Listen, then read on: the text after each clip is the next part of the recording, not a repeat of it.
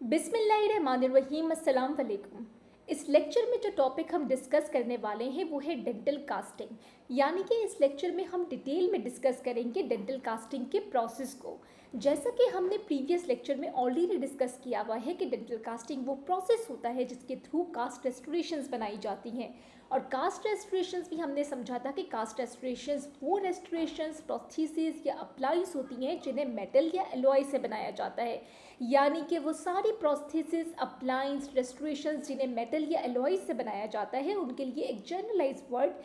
Cast restoration का use किया जाता है। तो ये जो डेंटल कास्टिंग प्रोसेस होता है इसे कास्ट रेस्टोरेशंस बनाने के लिए यूज़ किया जाता है। इसलिए ऑल्टरनेटिवली कास्ट रेस्टोरेशन के लिए एक और वर्ड कास्टिंग का भी यूज़ किया जाता है। यानी कि डेंटल कास्टिंग वो प्रोसेस होता है जिसके थ्रू कास्ट रेस्टोरेशंस बनाई जाती हैं। और कास्ट रेस्टोरेशंस वो अप्लायंसेस, प्रोसेसेस या रेस्टोरेशंस होती हैं जिन्हें मेटल या एलॉय से बनाया जाता है। इसीलिए अभी जो हमने कुछ टाइम से प्रीवियस लेक्चर्स में इसी तरह के टॉपिक्स कवर किए हैं, जैसा कि हमने डिस्कस किया था मेटल्स एंड एलॉयज़ के बेसिक कॉन्सेप्ट को, जिसमें हमने समझा था कि मेटल्स एंड एलॉयज़ किस तरह के मटीरियल्स होते हैं, उनका क्या स्ट्रक्चर होता है, क्या प्रॉपर्टीज़ होती है। उसके बाद हमने प्रीवियस लेक्चर में समझा था कि दो जो एलॉय की कैटेगरीज हैं जिन्हें डेंटिस्ट्री में यूज़ किया जाता है, नोबल मेटल एलॉयज़ और बेस मेटल कास्टिंग एलॉयज़, जिन्हें डेंटिस्ट्री में यूज़ किया जाता है कास्ट रेस्टोरेशन बनाने के लिए। इन्हें हमने प्रीवियस लेक्चर्स में डिस्कस किया था। इसी के साथ प्रीवियस लेक्चर में हमने डिस्कस किया था इन्वेस्टमेंट मटेरियल्स को, कि इन्वेस्टमेंट मटेरियल्स क्या होते हैं, डेंटल कास्टिंग के प्रोसेस में ये किस स्टेप में यूज़ होते हैं, इनका क्या फंक्शन होता है, इनकी क्या एप्लीकेशन होती है, ये क्या फंक्शन परफॉर्म करते हैं डेंटल कास्टिंग के प्रोसेस में। ये सारी चीज़ें हमने प्रीवियस लेक्चर्स में डिटेल में कवर की हैं। और ये जितने भी प्रीवियस लेक्चर्स हमने किए हैं मेटल्स एंड एलॉयज़ के, नोबल मेटल एलॉयज़ के, बेस मेटल कास्टिंग एलॉयज़ के, इन्वेस्टमेंट मटेरियल के, उसमें हमने जितने भी कॉन्सेप्ट्स पढ़े हैं, जितनी भी एक्सप्लेनेशन पढ़ी है, वो इसीलिए पहले ये चैप्टर कवर किए हैं क्योंकि उन चैप्टर्स में जो कॉन्सेप्ट बताए हुए हैं, उन चैप्टर्स में जो एक्सप्लेनेशन है, वो एक्सप्लेनेशन, वो कॉन्सेप्ट हमें अब डेंटल कास्टिंग के प्रोसेस को समझने में हेल्प करेंगे। तो इसीलिए अगर आप डेंटल कास्टिंग का लेक्चर डायरेक्टली सुनते हैं ये वाला, और आपने प्रीवियस लेक्चर जो मेटल्स एंड एलॉयज़ के जितने भी लेक्चर्स हैं, यानी कि मेटल्स एंड एलॉयज़ का basic lecture, base metal alloys, Nobel metal alloys और इन्वेस्टमेंट मटेरियल वाले लेक्चर्स अगर आपने नहीं सुने हैं सही से, उसमें बताई हुई एक्सप्लेनेशन, उससे रिलेटेड कॉन्सेप्ट आपके क्लियर नहीं है, तो आपको डेंटल कास्टिंग का प्रोसेस भी बहुत अच्छे से समझ में नहीं आएगा। तो इसीलिए मैंने ये वाली सीक्वेंस जो है वो लेक्चर्स में फॉलो की है, ताकि डेंटल कास्टिंग का प्रोसेस आपको बहुत अच्छे से समझ में आए। मेटल्स एंड एलॉयज़ पढ़े हमने पहले, फिर हमने वो एलॉयज़ पढ़े जिन्हें डेंटिस्ट्री में यूज़ किया जाता है कास्ट रेस्टोरेशन बनाने के लिए। फिर उसके बाद हमने इन्वेस्टमेंट मटेरियल को स्टडी किया, और इन्वेस्टमेंट मटेरियल के साथ ही हमने स्टडी किया था कास्टिंग के बेसिक प्रोसेस को, कि बेसिकली कास्टिंग के प्रोसेस में होता क्या है। और फिर उसके पर्सपेक्टिव में हमने समझा था कि इन्वेस्टमेंट मटेरियल क्या होते हैं, क्या फंक्शन परफॉर्म करते हैं कास्टिंग के प्रोसेस में, और उन्हें किस लिए यूज़ किया जाता है। अब इस लेक्चर में हमारा जो मेन फोकस होगा वो डेंटल कास्टिंग के प्रोसेस पे होगा। यानी कि जो प्रीवियस लेक्चर में हमने डेंटल कास्टिंग के प्रोसेस को ब्रीफली इन शॉर्ट करके डिस्कस किया था, अब हम इस लेक्चर में यही डेंटल कास्टिंग के प्रोसेस को बहुत डिटेल में डिस्कस करेंगे, हर स्टेप को डिटेल में समझेंगे, और फिर आपको समझ में आएगा कि इन प्रीवियस लेक्चर्स में जो कॉन्सेप्ट बताए हुए थे वो किस तरह से आपको हेल्प आउट करेंगे डेंटल कास्टिंग का लेक्चर समझने में। तो इसीलिए हमारे डेंटल कास्टिंग के लेक्चर के ऑब्जेक्टिव भी यही समझना है कि डेंटल कास्टिंग का प्रोसेस क्या होता है, यानी कि डेंटल कास्टिंग का जो कंप्लीट प्रोसेस है उसे हम डिटेल में समझेंगे। उसके साथ हम समझेंगे कि डेंटल कास्टिंग के प्रोसेस में जो कास्टिंग मशीन्स यूज़ होती हैं वो किस तरह की होती है, उनका क्या फंक्शन होता है, उनके क्या कंपोनेंट्स होते हैं, ये भी हम इस लेक्चर में डिस्कस करेंगे। इसके साथ हम इस लेक्चर में डिस्कस करेंगे कास्टिंग के प्रोसेस में जो कॉमन फॉल्ट्स आते हैं या एरर्स आते हैं, जो प्रॉब्लम्स आती हैं, वो कौन कौन सी प्रॉब्लम हो सकती है, उन्हें किस तरह से टैकल किया जाता है, उनको किस तरह से करेक्ट किया जाता है, उन्हें किस तरह से प्रिवेंट किया जाता है। ये सारी चीज़ों को हम इस लेक्चर में डिस्कस करेंगे, और यही हमारे इस लेक्चर का ऑब्जेक्टिव भी है। तो अब हम डिस्कस करने वाले हैं कास्टिंग के प्रोसेस को डिटेल में, स्टेप बाय स्टेप हम कास्टिंग के प्रोसेस को डिस्कस करेंगे कि किस तरह से कास्टिंग के प्रोसेस के थ्रू कास्ट रेस्टोरेशन बनाई जाती हैं, फर्स्ट स्टेप से लेकर लास्ट स्टेप तक। अब हम डिटेल में जो है वो इस कास्टिंग के प्रोसेस को डिस्कस करेंगे। यहाँ पे आप स्क्रीन पे कास्टिंग प्रोसेस के स्टेप्स देख सकते हैं। हम इन सारे स्टेप्स को डिटेल में कवर करेंगे, यानी कि जो फर्स्ट स्टेप होता है बिल्कुल तो प्रिपरेशन से लेके फिनिशिंग एंड पॉलिशिंग तक कास्ट रेस्टोरेशन के ये सारे स्टेप हम डिस्कस करेंगे कि किस तरह से कास्टिंग के प्रोसेस के थ्रू कास्ट रेस्टोरेशंस बनाई जाती हैं।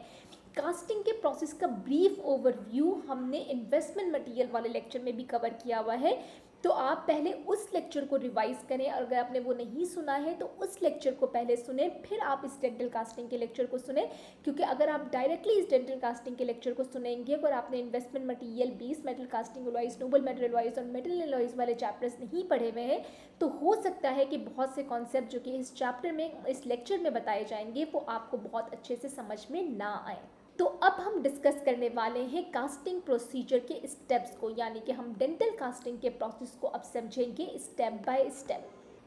तो डेंटल कास्टिंग के प्रोसेस में जो सबसे पहला स्टेप होता है वो है टूथ प्रिपरेशन का। जब भी आप कोई कास्ट रेस्टोरेशन बनाते हैं, चाहे आप इनले बना रहे हैं, ऑनले बना रहे हैं, क्राउन बना रहे हैं, ब्रिज बना रहे हैं, कोई कास्ट पार्शल डेंचर बना रहे हैं, तो जब भी कोई कास्ट रेस्टोरेशन बनाते हैं तो टूथ को प्रिपेयर किया जाता है। जैसे कि आप यहाँ पे इस इमेज में देख सकते हैं कि इस टूथ पे क्राउन जो है वो लगाना है, पेशेंट को क्राउन देना है। तो क्राउन के लिए इम्प्रेशन रिकॉर्ड करने से पहले इस टूथ को जो है वो प्रिपेयर किया गया है, टूथ को कट किया गया है। यहाँ पे भी आप देख सकते हैं कि ब्रिज जो है वो पेशेंट को देना है बनाकर। तो सबसे पहला स्टेप क्या किया है कि टूथ को प्रिपेयर किया है, टूथ को एक स्पेसिफिकली वे में कट करते हैं। किस तरह से टूथ को प्रिपेयर किया जाता है, किस तरह से टूथ की कटिंग की जाती है, ये डेंटल मटेरियल्स के डोमेन में नहीं आता, ये आप प्रोस्थोडोंटिक्स में डिटेल में पढ़ते हैं। तो यहाँ पे बस आपका ये कॉन्सेप्ट क्लियर होना चाहिए कि जब भी आप कोई cast restoration specifically inlay, onlay, crown and bridge बनाना होता है, तो उसका फर्स्ट स्टेप ये होता है कि टूथ प्रिपेयर किया जाता है, यानी कि टूथ प्रिपरेशन जो है वो फर्स्ट स्टेप होता है। टूथ प्रिपरेशन के बाद जो दूसरा स्टेप होता है वो है इम्प्रेशन का, यानी कि टूथ प्रिपरेशन करने के बाद इम्प्रेशन रिकॉर्ड करते हैं अपर एंड लोअर आर्च का। और इम्प्रेशन के लिए जो सूटेबल मटेरियल होता है वो है एडिशन टाइप सिलिकॉन रबर। सबसे ज़्यादा प्रेफर किए जाते हैं इम्प्रेशन रिकॉर्ड करने के लिए जब आपने पेशेंट को कोई कास्ट रेस्टोरेशन बनाकर देनी होती है। यानी कि जब भी आपने पेशेंट को इनले, ऑनले, ओवरले, क्राउन, ब्रिज इस तरह की कोई कास्ट रेस्टोरेशन बनाकर देनी होती है, तो मोस्ट प्रेफरेबल जो इम्प्रेशन मटीरियल होता है वो होता है एडिशन क्योरिंग सिलिकॉन रबर्स, क्योंकि इनकी डायमेंशनल एक्यूरेसी और डायमेंशन स्टेबिलिटी सारे इम्प्रेशन मटीरियल्स में सबसे ज़्यादा अच्छी होती है।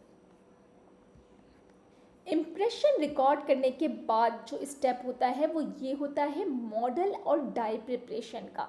सबसे पहले आपने क्या किया कि टूथ को प्रिपेयर किया, टूथ प्रिपेयर करने के बाद इम्प्रेशन रिकॉर्ड करते हैं। इम्प्रेशन रिकॉर्ड करने के बाद उस इम्प्रेशन को पोर कर लेते हैं और आपके पास इस तरह की कास्ट आ जाती है जिसे मास्टर कास्ट कहा जाता है। ये जो मॉडल होता है, यानी कि पेशेंट का जो अपर एंड लोअर आर्च का आपने पॉजिटिव रेप्लिका बनाया होता है, इसे कहा जाता है मास्टर कास्ट। यानी कि आपके पास जो है वो मॉडल आ जाता है। इम्प्रेशन रिकॉर्ड करने के बाद आप उससे मॉडल पोर कर लेते हैं। मॉडल पोर करने के बाद जो नेक्स्ट स्टेप होता है वो ये होता है कि वो टूथ, यानी कि वो टूथ या टीथ जिन पे आपने कास्ट रेस्टोरेशन को बनाना है उसे आप मॉडल से सेपरेट कर लेते हैं। यानी कि अगर आपने कास्ट रेस्टोरेशन को किसी सिंगल टूथ पे बनाना है, जैसे कि आप इस सेकेंड इमेज में देख सकते हैं कि इस सेंट्रल इंसाइजर पे जो है वो क्राउन बनाना है, तो एक सेंट्रल इंसाइजर पे क्राउन बनाना होता है, एक टूथ को जो है वो मॉडल से कट कर लिया जाता है। तो जो सिंगल टूथ के रेप्लिका को मॉडल से कट करते हैं इसे डाई प्रिपरेशन कहा जाता है, यानी कि आपने डाई को मॉडल से सेपरेट कर लिया।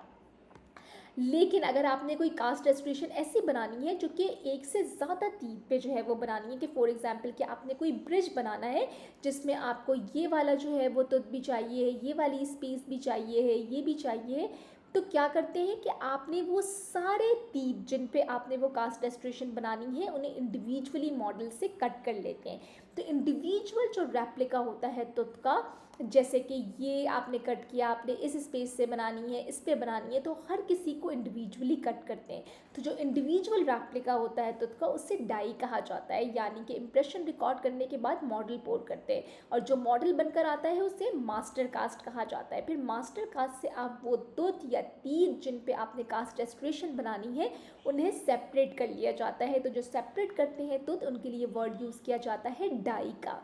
डाई बनाने के बाद यानी कि जब आपने डाई को कट कर लिया मॉडल से, तो नेक्स्ट स्टेप ये होता है कि आपने डाई के ऊपर पेंट करना होता है डाई स्पेसर को, यानी कि डाई स्पेसर अप्लाई करते हैं आप डाई के ऊपर। फॉर एग्जांपल कि ये जो मॉडल है इसमें से आपने जो ये डाई कट की है, ये डाई कट की है, इस इमेज में सेकंड वाली में आप देख सकते हैं कि ये आपने डाई कट की है। तो जो डाई आपने कट की है उसका नेक्स्ट स्टेप ये होता है कि उस डाई को आपने मॉडल से सेपरेट कर लिया और उसके बाद आप उस पर डाई स्पेसर लगाते हैं। डाई स्पेसर लगाने का क्या फंक्शन होता है, डाई स्पेसर क्यों लगाए जाते हैं, यहाँ पे इस कॉन्सेप्ट को क्लियर कर लेते हैं, क्योंकि आगे जाके ये कॉन्सेप्ट बहुत जगह जो है वो बुक में रिपीट किया हुआ होता है, तो स्टूडेंट्स कंफ्यूज हो रहे होते हैं कि डाई स्पेसर क्या है। आप जो भी कास्ट रेस्टोरेशन बना रहे हैं, कि फॉर एग्जांपल आप क्राउन बना रहे हैं, इनले बना रहे हैं, ऑनले बना रहे हैं, ब्रिज बना रहे हैं, कोई सा भी कास्ट रेस्टोरेशन बना रहे हैं, हम एग्जांपल ले लेते हैं इस टूथ की जो कि सेकंड इमेज में शो हो रहा है कि यहाँ पे हमें बनाना है, यानी कि ये जो सेंट्रल इंसाइजर है इस पर हमने पेशेंट को क्या बना कर देना है, क्राउन बना कर देना है। तो जितनी भी ये इनडायरेक्ट रेस्टोरेशन होती हैं, यानी कि वो रेस्टोरेशन अप्लायंस या प्रोस्थेसिस जिन्हें आप लेबॉर्ट्री में बनाते हैं, लैब में बनाते हैं, उन अप्लायंस और प्रोस्थेसिस को आपने फिर फाइनली कहाँ लगाना होता है, इस टूथ पे लगाना होता है। फॉर एग्जांपल कि आप ये टूथ देख रहे हैं, इस पे आपने पेशेंट को क्राउन बना कर देना है और फिर आपने पेशेंट के जो है वो सेंट्रल इंसाइजर पे अपर ये क्राउन जो है वो इंसर्ट करना है। तो जो क्राउन जिस मटेरियल का बना हुआ होता है, जब आप टूथ पे लगाते हैं तो बहुत कम ऐसे मटेरियल्स होते हैं जो कि केमिकली बाउंड करते हैं टूथ स्ट्रक्चर से, वरना मेजॉरिटी डेंटिस्ट्री में जो मटेरियल यूज़ हो रहे हैं वो केमिकली बाउंड नहीं करते टूथ स्ट्रक्चर से। तो वो जो क्राउन आपने बनाया है जिसे आप इस टूथ पे अप्लाई करेंगे, यानी कि जो क्राउन आपने बनाया है उसे इस टूथ पे लगाने के लिए, उससे अडहेयर कराने के लिए, उससे बॉन्ड कराने के लिए डेंटल सीमेंट्स यूज़ किए जाते हैं। तो डेंटल सीमेंट समझे कि किस तरह के मटीरियल्स हैं, ये समझे कि ग्लू की तरह के मटीरियल हैं जो कि इनडायरेक्ट रेस्टोरेशन यानी कि वो कास्ट रेस्टोरेशन लाइक इनले, ऑनलेज, क्राउन, ब्रिज जो कि आपने लैब में बनाया है इससे टूथ स्ट्रक्चर से ज्वाइन करता है। तो डेंटल सीमेंट्स का ये फंक्शन होता है कि जैसे कि इस केस में अभी हमने सेकंड पिक्चर में देखा कि आपने पेशेंट को क्राउन बना कर देना होगा, तो वो क्राउन आप पेशेंट के इस टूथ स्ट्रक्चर पे कैसे लगाएंगे जिसके लिए आपने बनाया है, आप उस क्राउन पे सीमेंट को अप्लाई करेंगे एंड देन आप उसे जो है वो सीड करवाएंगे उस टूथ स्ट्रक्चर पे। तो वो जो सीमेंट होगा वो टूथ स्ट्रक्चर और क्राउन को आपस में जो है वो बॉन्ड कर देगा, एडहेयर कर देगा।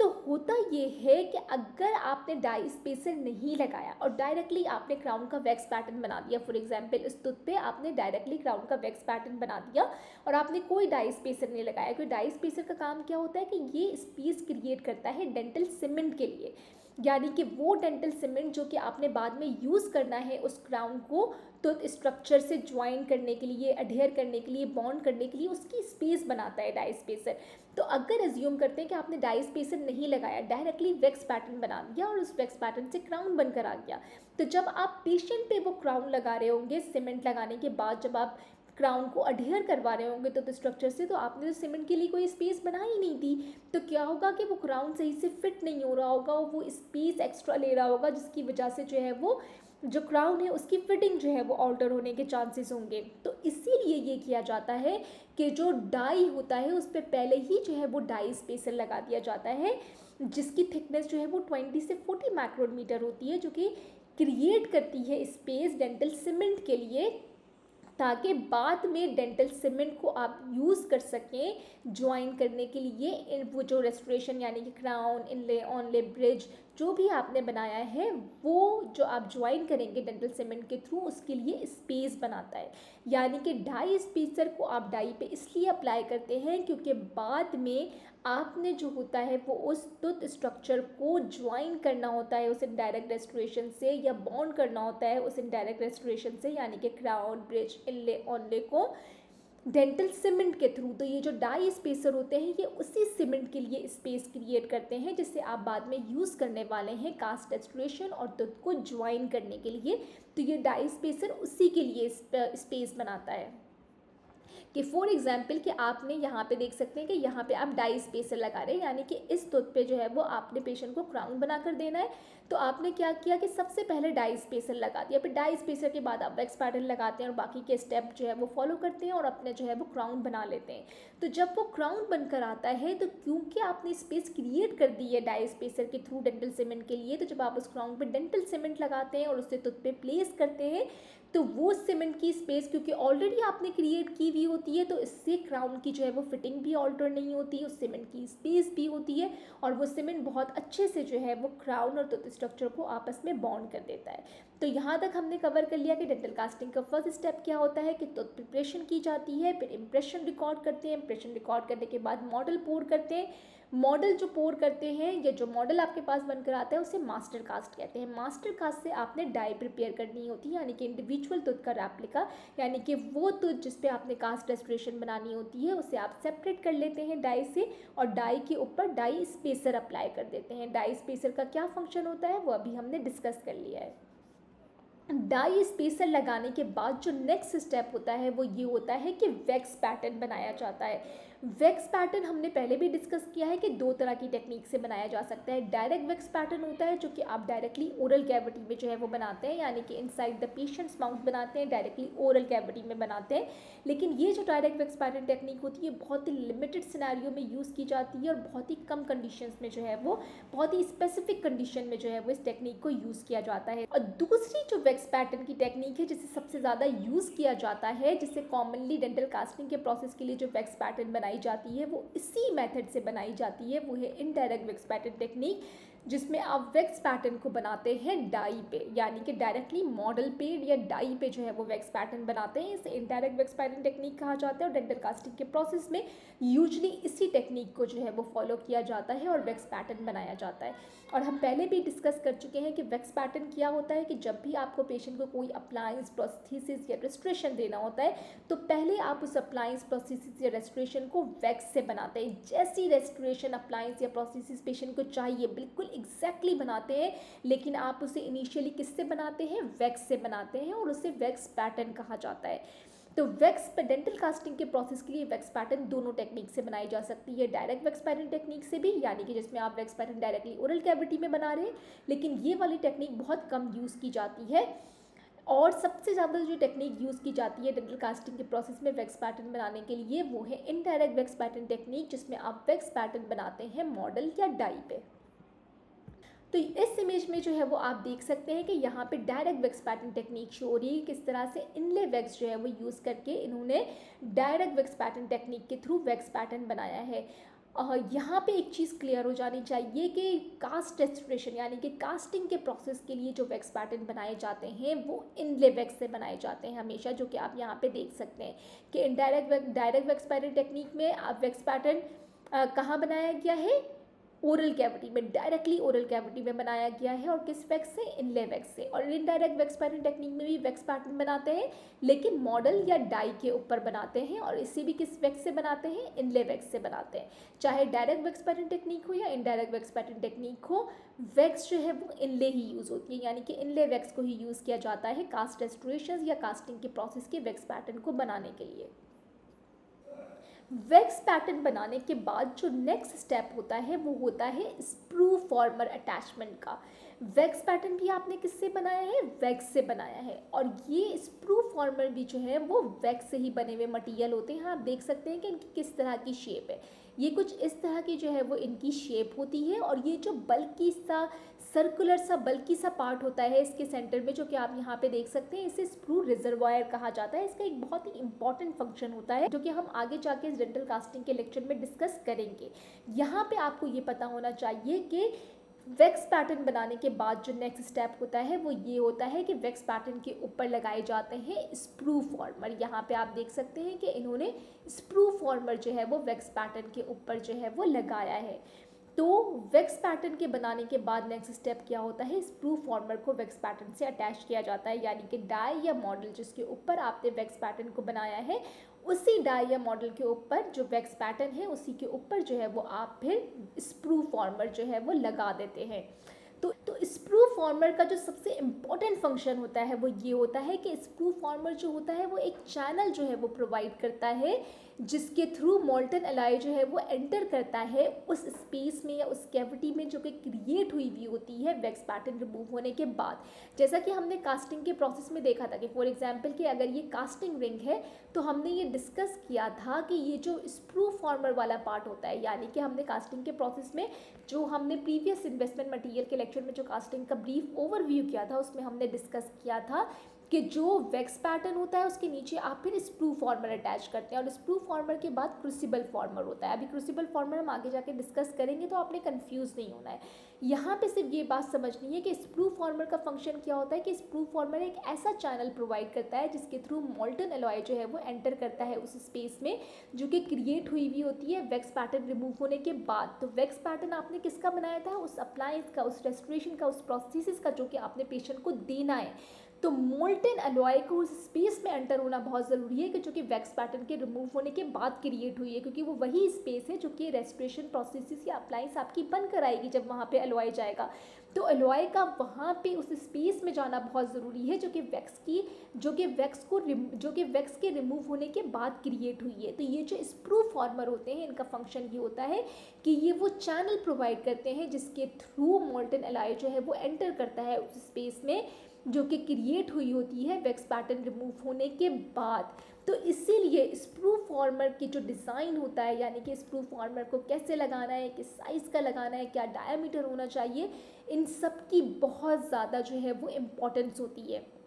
यानी कि जो कास्टिंग का प्रोसेस होता है उसमें स्प्रू का जो डिज़ाइन है कि स्प्रू का size, diameter, location, length, direction, ये सारी बहुत ही इंपॉर्टेंट होती है। अब हम इन्हें वन बाय वन देख लेते हैं कि diameter, length, direction, diameter sprue की क्या होनी चाहिए। जैसा कि अभी हमने डिस्कस किया कि कास्टिंग के प्रोसेस में सबसे पहला स्टेप क्या होता है कि टूथ प्रिपरेशन की जाती है। टूथ प्रिपरेशन करने के बाद आप इम्प्रेशन रिकॉर्ड करते हैं। इम्प्रेशन रिकॉर्ड करने के बाद मॉडल पोर करते हैं। मॉडल पोर करने के बाद डाई प्रिपेयर की जाती है, यानी कि वो टूथ जिस पे आपने कास्ट रेस्टोरेशन बनाना है उसे मॉडल से सेपरेट कर लेते हैं, आपके पास डाई आ जाती है। डाई के ऊपर आप डाई स्पेसर अप्लाई करते हैं जो कि क्रिएट करता है उस स्पेस को, यानी कि ये स्पेस क्रिएट करता है उस डेंटल सीमेंट के लिए जिसे आपने बाद में यूज़ करना है उस रेस्टोरेशन को तो स्ट्रक्चर से ज्वाइन करने के लिए। तो डाई स्पेसर लगाने के बाद फिर वैक्स पैटर्न बनाया जाता है और वैक्स पैटर्न बनाने के बाद उस वैक्स पैटर्न पे स्प्रू फॉर्मर लगाया जाता है। स्प्रू फॉर्मर क्योंकि वो चैनल, वो पाथवे प्रोवाइड करता है जिसके थ्रू मोल्टन मेटल एंटर होता है उस स्पेस में जो कि क्रिएट होती है वैक्स पैटर्न रिमूव होने के बाद। तो इसीलिए स्प्रू फॉर्मर की डिज़ाइन की बहुत ज़्यादा इम्पोर्टेंस है कि उसकी पोजीशन, उसका डायमीटर, उसकी लेंथ, उसका एंगल सब बहुत ज़्यादा इम्पॉर्टेंट होता है। तो सबसे पहले हम डिस्कस करते हैं कि स्प्रू फॉर्मर का डायमीटर कैसा होना चाहिए। स्प्रू फॉर्मर का डायमीटर को इम्पोर्टेंस इसलिए है कि जो स्प्रू फॉर्मर का डायमीटर होता है, डायमीटर इसे कहा जाता है कि ये जो साइज़ है स्प्रू फॉर्मर का, तो जो डायामीटर होता है स्प्रू फॉर्मर का ये कंट्रोल करता है rate of flow of the molten metal, यानी कि जो भी मोल्टन मेटल या एलॉय होगा उसके रेट ऑफ फ्लो को जो है ये कंट्रोल करता है। यानी कि अगर डायामीटर कम होगा तो कम एलॉय,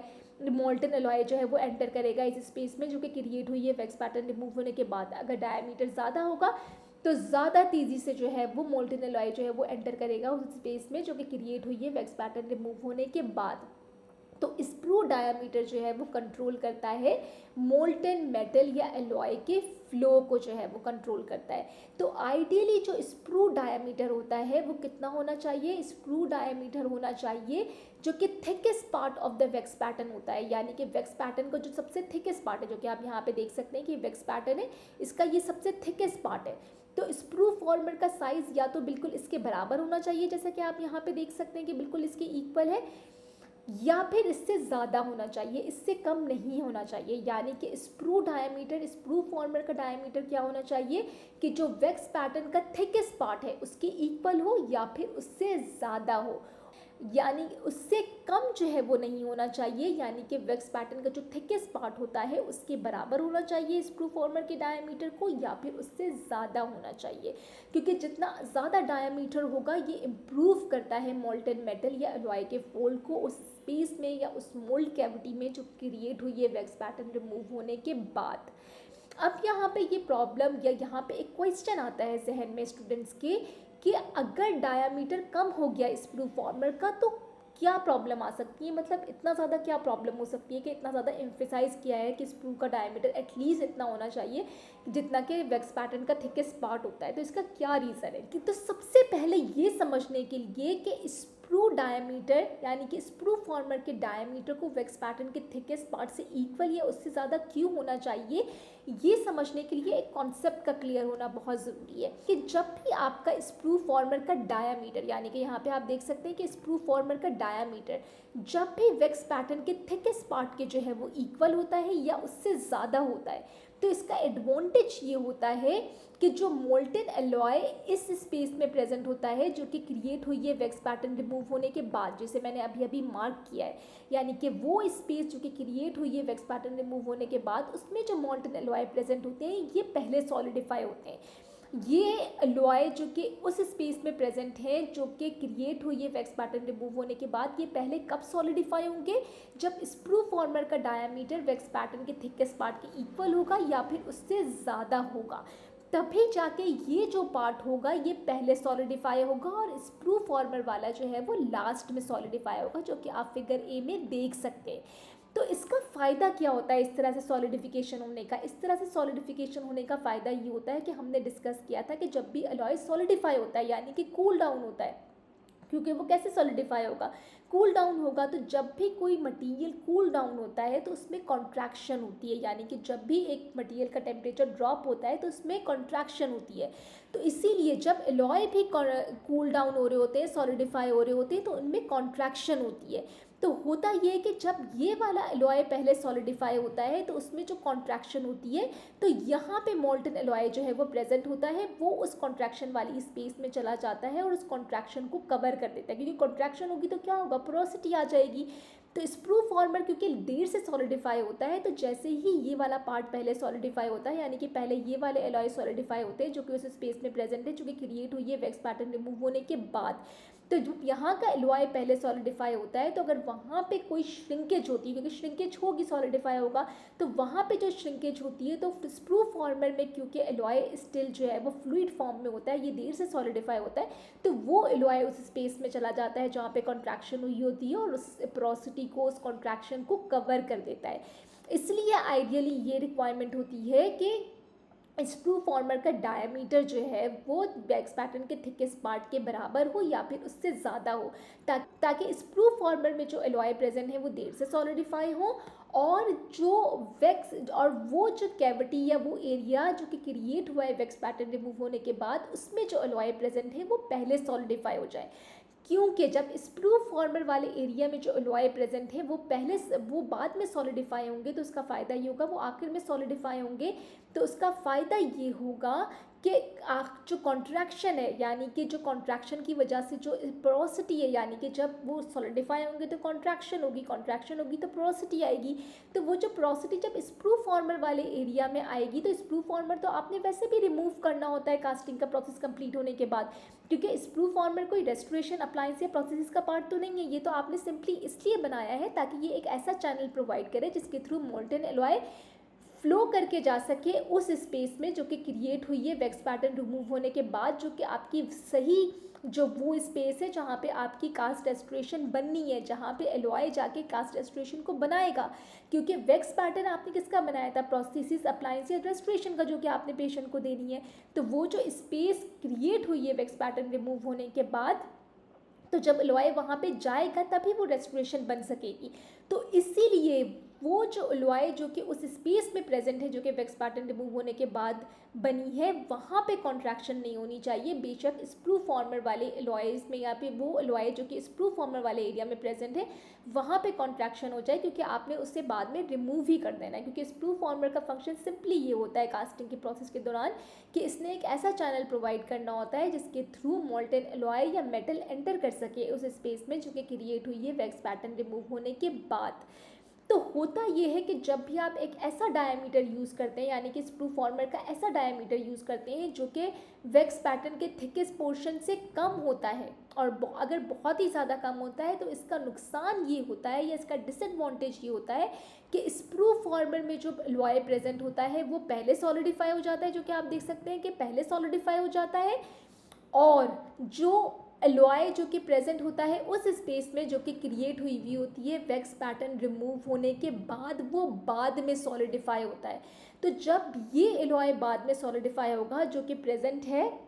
उस स्पेस में जो कि वैक्स पैटर्न रिमूव होने के बाद क्रिएट हुई है, तो कॉन्ट्रैक्शन, लास्ट की कॉन्ट्रैक्शन कहाँ पे आएगी, इसी एलॉय में आएगी जो कि प्रेजेंट है उस एरिया में जो कि क्रिएट हुई है वैक्स पैटर्न रिमूव होने के बाद। यानी कि जो कि आपकी कास्ट रेस्टोरेशन है, जो आपकी कास्टिंग है, उसमें जो है वो पोरोसिटी आएगी, उसमें कॉन्ट्रैक्शन आएगा, जो कि आप फिगर सी में देख सकते हैं कि इस तरह से जो है वो पोरोसिटीज़ आ जाती हैं, इस तरह से कॉन्ट्रैक्शन की वजह से पोरोसिटीज़ बन जाती हैं। इसीलिए स्प्रू फॉर्मर के डायामीटर को वैक्स पैटर्न के थिकेस्ट पार्ट से जो है वो के बराबर रखा जाता है या फिर उससे ज़्यादा रखा जाता है, ताकि स्प्रू फॉर्मर वाला पार्ट जो है वो सबसे आखिर में सॉलिडिफाई हो, और वो एलॉय जो कि उस स्पेस में प्रेजेंट है जो कि क्रिएट हुई है वैक्स पैटर्न रिमूव होने के बाद, वो एलॉय जो है वो पहले सॉलिडिफाई हो। आई होप कि यहाँ पे आपको स्प्रू डायमीटर का कॉन्सेप्ट क्लियर हो गया होगा। और पोजीशन ऑफ द स्प्रू, यानी कि स्प्रू फॉर्मर की पोजीशन क्या होनी चाहिए। स्प्रू फॉर्मर की पोजीशन ये होनी चाहिए कि स्प्रू फॉर्मर को हमेशा लगाते हैं bulkiest portion of the wax pattern, यानी कि आप यहाँ पे देख सकते हैं कि ये पूरा वैक्स पैटर्न है और इसे आपने स्प्रू फॉर्मर को कहाँ पे लगाया है, सबसे बल्की पोर्शन पे, यानी जो बल्किएस्ट पोर्शन होता है वैक्स पैटर्न का वहाँ पे लगाया जाता है। इसका रीज़न ये होता है कि आपने बाद में इस स्प्रू फॉर्मर को रिमूव करना होता है अपनी कास्ट रेस्टोरेशन से, तो आप बल्किएस्ट पोर्शन पे लगाते हैं ताकि आप इजीली रिमूव कर सकें और उसे इजीली फिनिश और पॉलिश कर सकें अपनी कास्ट रेस्टोरेशन को। अब डिस्कस करते हैं स्प्रू फॉर्मर की अटैचमेंट को। स्प्रू फॉर्मर को हमेशा ऐड किया जाता है, जैसे कि अभी हमने डिस्कस किया कि स्प्रू फॉर्मर को हमेशा अटैच किया जाता है वैक्स पैटर्न के थिकेस्ट पार्ट से, ताकि जो भी मोल्टेन मेटल या एलॉय है वो थिकेस्ट पार्ट से मूव करके थिन पार्ट की तरफ जाए, क्योंकि जब भी थिकेस्ट पार्ट से थिन पार्ट की तरफ मूव करके जाएगा तो ज़्यादा ईजिली मूव करके जा सकता है और उसमें ट्रबलेंस या डिस्टर्बेंस जो है वो कम आएगी। अगर आप यही सपोज करते हैं कि आपने स्प्रू फॉर्मर को थिनेस्ट पार्ट पे जो है वो लगाया और मोल्टेन मेटल या एलॉय को थिनेस्ट से जो है वो थिकेस्ट पोर्शन की तरफ फ्लो करना है, तो उसमें क्या होगा कि ट्रबलेंस ज़्यादा आएगी, डिस्टर्बेंस ज़्यादा आएगी फ्लो में। तो जब भी फ्लो में डिस्टर्बेंस आती है, यानी कि ट्रबलेंस होगी, डिस्टर्बेंस होगी, फ्लो सही नहीं होगा मोल्टेन मेटल या एलॉय का, तो वो सही से मोल्ड कैविटी को फिल नहीं कर सकेगा जो कि क्रिएट हुई है वैक्स पैटर्न रिमूव होने के बाद, तो पोरोसिटीज़ आने के चांसेस होंगे। यानी कि जब भी ट्रबलेंस होगी, डिस्टर्बेंस होगी मोल्टेन मेटल एलॉय के फ्लो में, तो हमेशा पोरोसिटी के चांसेस होंगे। तो इसलिए स्प्रू फॉर्मर को अटैच किया जाता है वैक्स पैटर्न के थिकेस्ट पार्ट से, ताकि जो मोल्टेन मेटल या अलॉय है वो फ्लो करे थिकेस्ट से थिनेस्ट पार्ट की तरफ, ताकि कम से कम ट्रबलेंस हो और कम से कम जो है वो पोरोसिटीज़ हो। क्योंकि अगर आपने स्प्रू फॉर्मर को अटैच कर दिया थिन पार्ट से वैक्स पैटर्न के, तो थिन पार्ट से जब वैक्स पैटर्न के मोल्टेन अलॉय जो है वो मूव करेगा और थिकेस्ट पार्ट की तरफ जाएगा, तो ट्रबलेंस या डिस्टर्बेंस ज़्यादा होगी उसके फ्लो में और पोरोसिटीज़ के चांसेस जो है वो इंक्रीज़ हो जाएंगे। अब आ जाते हैं length of the sprue farmer, यानी कि स्प्रू फॉर्मर की लेंथ क्या होनी चाहिए। स्प्रू फॉर्मर की लेंथ इतनी होनी चाहिए, क्योंकि हमने क्या करना होता है, वैक्स पैटर्न पे आपने स्प्रू फॉर्मर लगाया, फिर स्प्रू फॉर्मर पे आप क्रूसिबल फॉर्मर लगाते हैं और इस असेंबली को आपने कास्टिंग रिंग में प्लेस करना होता है। तो length of the sprue farmer की रिक्वायरमेंट ये होती है कि स्प्रू फॉर्मर की लेंथ इतनी होनी चाहिए कि जब आप वैक्स पैटर्न को कास्टिंग रिंग में प्लेस करें तो वैक्स पैटर्न और end of the casting ring के बीच में 6 मिलीमीटर का जो है वो डिफरेंस हो। यानी कि स्प्रू फॉर्मर की लेंथ इतनी होनी चाहिए कि जब वैक्स पैटर्न को आप कास्टिंग रिंग में प्लेस करें तो वैक्स पैटर्न और end of the casting ring, यानी कि end of the casting ring और वैक्स पैटर्न के बीच में जो डिस्टेंस हो वो 6 मिलीमीटर का हो। अगर आपने इससे कम लेंथ वाली स्प्रू फॉर्मर जो है वो यूज़ कर लिया, यानी कि शॉर्टर स्प्रू फॉर्मर जो है वो यूज़ कर लिया, तो उसकी वजह से क्या होता है, पोरोसिटी आती है कास्टिंग में, और वो कहाँ पे आती है, स्प्रू और वैक्स पैटर्न के जंक्शन के बीच में जो है वो पोरोसिटीज़ आ जाती हैं। और अगर आपने बहुत ज़्यादा लंबा स्प्रू यूज़ कर दिया, यानी कि end of the casting ring और वैक्स पैटर्न के बीच में 6 मिलीमीटर का गैप नहीं रहा और बहुत ज़्यादा लंबा जो है वो आपने स्प्रू फॉर्मर यूज़ कर लिया, तो उसकी वजह से ये प्रॉब्लम होती है कि जो स्प्रू फॉर्मर होता है उसकी जो एलॉय, उसमें जो एलॉय या मेटल प्रेजेंट होते हैं वो पहले सॉलिडिफाई हो जाते हैं, और जो वैक्स पैटर्न में के रिमूव करने के बाद जो स्पेस क्रिएट हुई थी उसमें जो एलॉय प्रेजेंट होते हैं वो फिर बाद में सॉलिडिफाई होते हैं। तो जब वो बाद में सॉलिडिफाई होते हैं तो श्रिंकेज के चांसेस जो हैं वो ज़्यादा हो जाते हैं, इनकम्प्लीट कास्टिंग के चांसेस जो हैं वो ज़्यादा हो जाते हैं, क्योंकि स्प्रू फॉर्मर रिमूव होने के बाद जो स्पेस बनी है उसमें जो एलॉय प्रेजेंट है अगर वो पहले सॉलिडिफाई हो जाएंगे तो वो इनकम्प्लीट कास्टिंग के और जो श्रिंकेज है यानी कि पोरोसिटी है उसके चांसेस को इंक्रीज़ कर देते हैं। तो इसीलिए स्प्रू फॉर्मर की लेंथ इतनी होनी चाहिए कि end of the casting ring और वैक्स पैटर्न के बीच में 6 मिलीमीटर का डिफरेंस हो। अब आपको यहाँ पे समझ में आ रहा होगा कि हमने जो प्रीवियस लेक्चर में बेसिक कास्टिंग के प्रोसेस को डिस्कस कर लिया था कि सारे स्टेप्स के पहले ये होते हैं, फिर ये होता है, फिर ये होता है, वो अब आपको हेल्प आउट कर रहा होगा डेंटल कास्टिंग के प्रोसेस को समझने में, क्योंकि आपको पहले ही आइडिया है कि कास्टिंग रिंग में किस तरह से प्लेस करते हैं, क्या चीज़ रिमूव होती है। तो इसलिए मैं अभी भी यही रिकमेंड करूँगी कि इस लेक्चर को सुनने से पहले आप वो इन्वेस्टमेंट वाला लेक्चर एटलीस्ट ज़रूर सुन लें, ताकि आपके बहुत से कॉन्सेप्ट जो कि डेंटल कास्टिंग के कॉन्सेप्ट बनाने के लिए चाहिए होते हैं वो वहीं से क्लियर हो जाए। और एक और चीज़ और एक और एस्पेक्ट के एक और फैक्टर जो कि आपने कंसिडर करना होता है स्प्रू फॉर्मर के डिज़ाइन में, वो है स्प्रू फॉर्मर की डायरेक्शन। यानी कि ये फॉर एग्जांपल अगर सपोज करते हैं कि ये वैक्स पैटर्न है तो स्प्रू फॉर्मर को आपने 90 डिग्री के एंगल में अटैच नहीं करना होता, बल्कि अगर ये वैक्स पैटर्न है तो आपने स्प्रू फॉर्मर को अटैच करना होता है 45 डिग्री के एंगल पे। यानी कि ये आप देख सकते हैं कि ये 90 डिग्री का एंगल है और ये 45 डिग्री का एंगल है, यानी कि स्प्रू फॉर्मर को वैक्स पैटर्न से अटैच करना होता है 45 डिग्री एंगल पे, 90 डिग्री एंगल पे या परपेंडिकुलरली नहीं लगाते। इसका रीज़न क्या होता है कि अगर आप परपेंडिकुलरली या 90 डिग्री के एंगल पे लगा देंगे स्प्रू फॉर्मर को वैक्स पैटर्न से, तो जब मोल्टन एलॉय, क्योंकि ये स्प्रू फॉर्मर क्या है, ये एक ऐसा चैनल बनाता है जिसके थ्रू मोल्टन एलॉय जो है वो एंटर करता है उस स्पेस में जो कि क्रिएट हुई होती है वैक्स पैटर्न रिमूव होने के बाद। तो जब आपने परपेंडिकुलरली लगाया हुआ है स्प्रू फॉर्मर तो क्या होगा, जब मोल्टन एलॉय एंटर करेगा तो ये इससे स्ट्राइक करेगा यहाँ पे, तो बहुत ज़्यादा ट्रबलेंस होगी इसके फ्लो में, यहाँ साइड में जाने में, तो इसलिए 90 डिग्री का एंगल प्रेफर नहीं किया जाता। और अगर आप यही चीज़ देखें कि 45 डिग्री एंगल किस तरह से फैसिलिटेट करता है एलॉय की एंट्रेंस को, कि एलॉय यहाँ से एंटर करेगा मोल्टन मेटल, या एलॉय जैसे ही एंटर कर रहा है वो बहुत ईजिली दोनों तरफ जो है वो डायरेक्शन में जा पा रहा है और ट्रबलेंस जो है वो बहुत ही कम आ रही है। और 90 डिग्री पे ये एंटर कर रहा है तो ये स्ट्राइक कर रहा है कुछ पोर्शंस पे जो कि ट्रबलेंस जो है वो क्रिएट करते हैं। इसीलिए 45 डिग्री का एंगल रखा जाता है स्प्रू फॉर्मर और वैक्स पैटर्न के बीच में, ताकि ट्रबलेंस कम से कम आए मोल्टन एलॉय और मेटल के फ्लो में, क्योंकि जब भी ट्रबलेंस आएगी तो पोरोसिटी आती है। तो इसलिए ट्रबलेंस और पोरोसिटी को मिनिमाइज करने के लिए स्प्रू फॉर्मर की डायरेक्शन जो है वो 45 डिग्री रखी जाती है। तो स्प्रू फॉर्मर की अटैचमेंट के बाद जो नेक्स्ट स्टेप होता है डेंटल कास्टिंग के प्रोसेस में वो है क्रूसिबल फॉर्मर की अटैचमेंट का। यानी कि अब तक हमने डिस्कस कर लिया कि पहला स्टेप होता है टूथ प्रिपरेशन के बाद इम्प्रेशन रिकॉर्ड करते हैं, मॉडल पोर करते हैं और डाई प्रिपेयर करते हैं। डाई के ऊपर डाई स्पेसर लगाने के बाद वैक्स पैटर्न बनाया जाता है, वैक्स पैटर्न के ऊपर लगाते हैं स्प्रू फॉर्मर, और ये जो वैक्स पैटर्न और स्प्रू फॉर्मर होता है फिर इसे मॉडल या डाई से रिमूव कर लिया जाता है। और मॉडल और डाई से रिमूव करने के बाद यानी कि ये जो वैक्स पैटर्न जिसके ऊपर स्प्रू फॉर्मर लगा हुआ है, इसकी ये जो असेंबली होती है इसे डाई या मॉडल से रिमूव कर लेते हैं। डाई और मॉडल से रिमूव करने के बाद ये जो वैक्स पैटर्न और स्प्रू फॉर्मर है जो कि एक दूसरे के साथ अटैच हुए हुए हैं, इन्हें फिर अटैच किया जाता है और या फिर इन्हें लगाया जाता है, अटैच किया जाता है क्रूसिबल फॉर्मर से। यानी कि फिफ्थ स्टेप ये होता है, यानी कि स्प्रू फॉर्मर की अटैचमेंट के बाद ये स्टेप होता है कि वैक्स पैटर्न और स्प्रू फॉर्मर को अटैच करते हैं क्रूसिबल फॉर्मर से। क्रूसिबल फॉर्मर डिफरेंट मटेरियल्स के बने हुए होते हैं। क्रूसिबल फॉर्मर्स कार्बन के भी होते हैं, क्रूसिबल फॉर्मर्स रेजिन्स के भी होते हैं, सेरामिक के भी होते हैं, डिफरेंट मटेरियल्स के आते हैं। क्रूसिबल फॉर्मर को स्प्रू बेस भी कहा जाता है। तो वो जो वैक्स पैटर्न और स्प्रू फॉर्मर की असेंबली होती है, इसे आप लगा देते हैं क्रूसिबल फॉर्मर पे, और इस तरह से आपका जो है वो सेटअप बन जाता है। यानी कि ये वैक्स पैटर्न है, वैक्स पैटर्न पे आपने लगाया था स्प्रू फॉर्मर को, और फिर स्प्रू फॉर्मर को आप अटैच कर देते हैं क्रूसिबल फॉर्मर से। तो ये आपकी असेंबली बन जाती है जिसमें वैक्स पैटर्न अटैच हुआ हुआ है स्प्रू फॉर्मर से, और स्प्रू फॉर्मर अटैच हुआ हुआ है क्रूसिबल फॉर्मर से।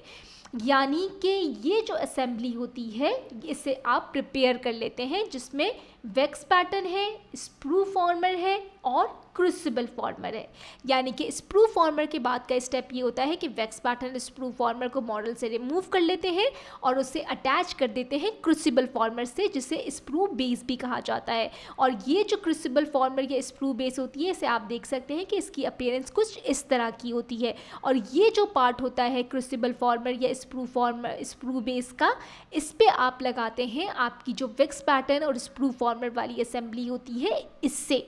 तो स्प्रू फॉर्मर के बाद जो नेक्स्ट स्टेप होता है वो है क्रूसिबल फॉर्मर अटैचमेंट का।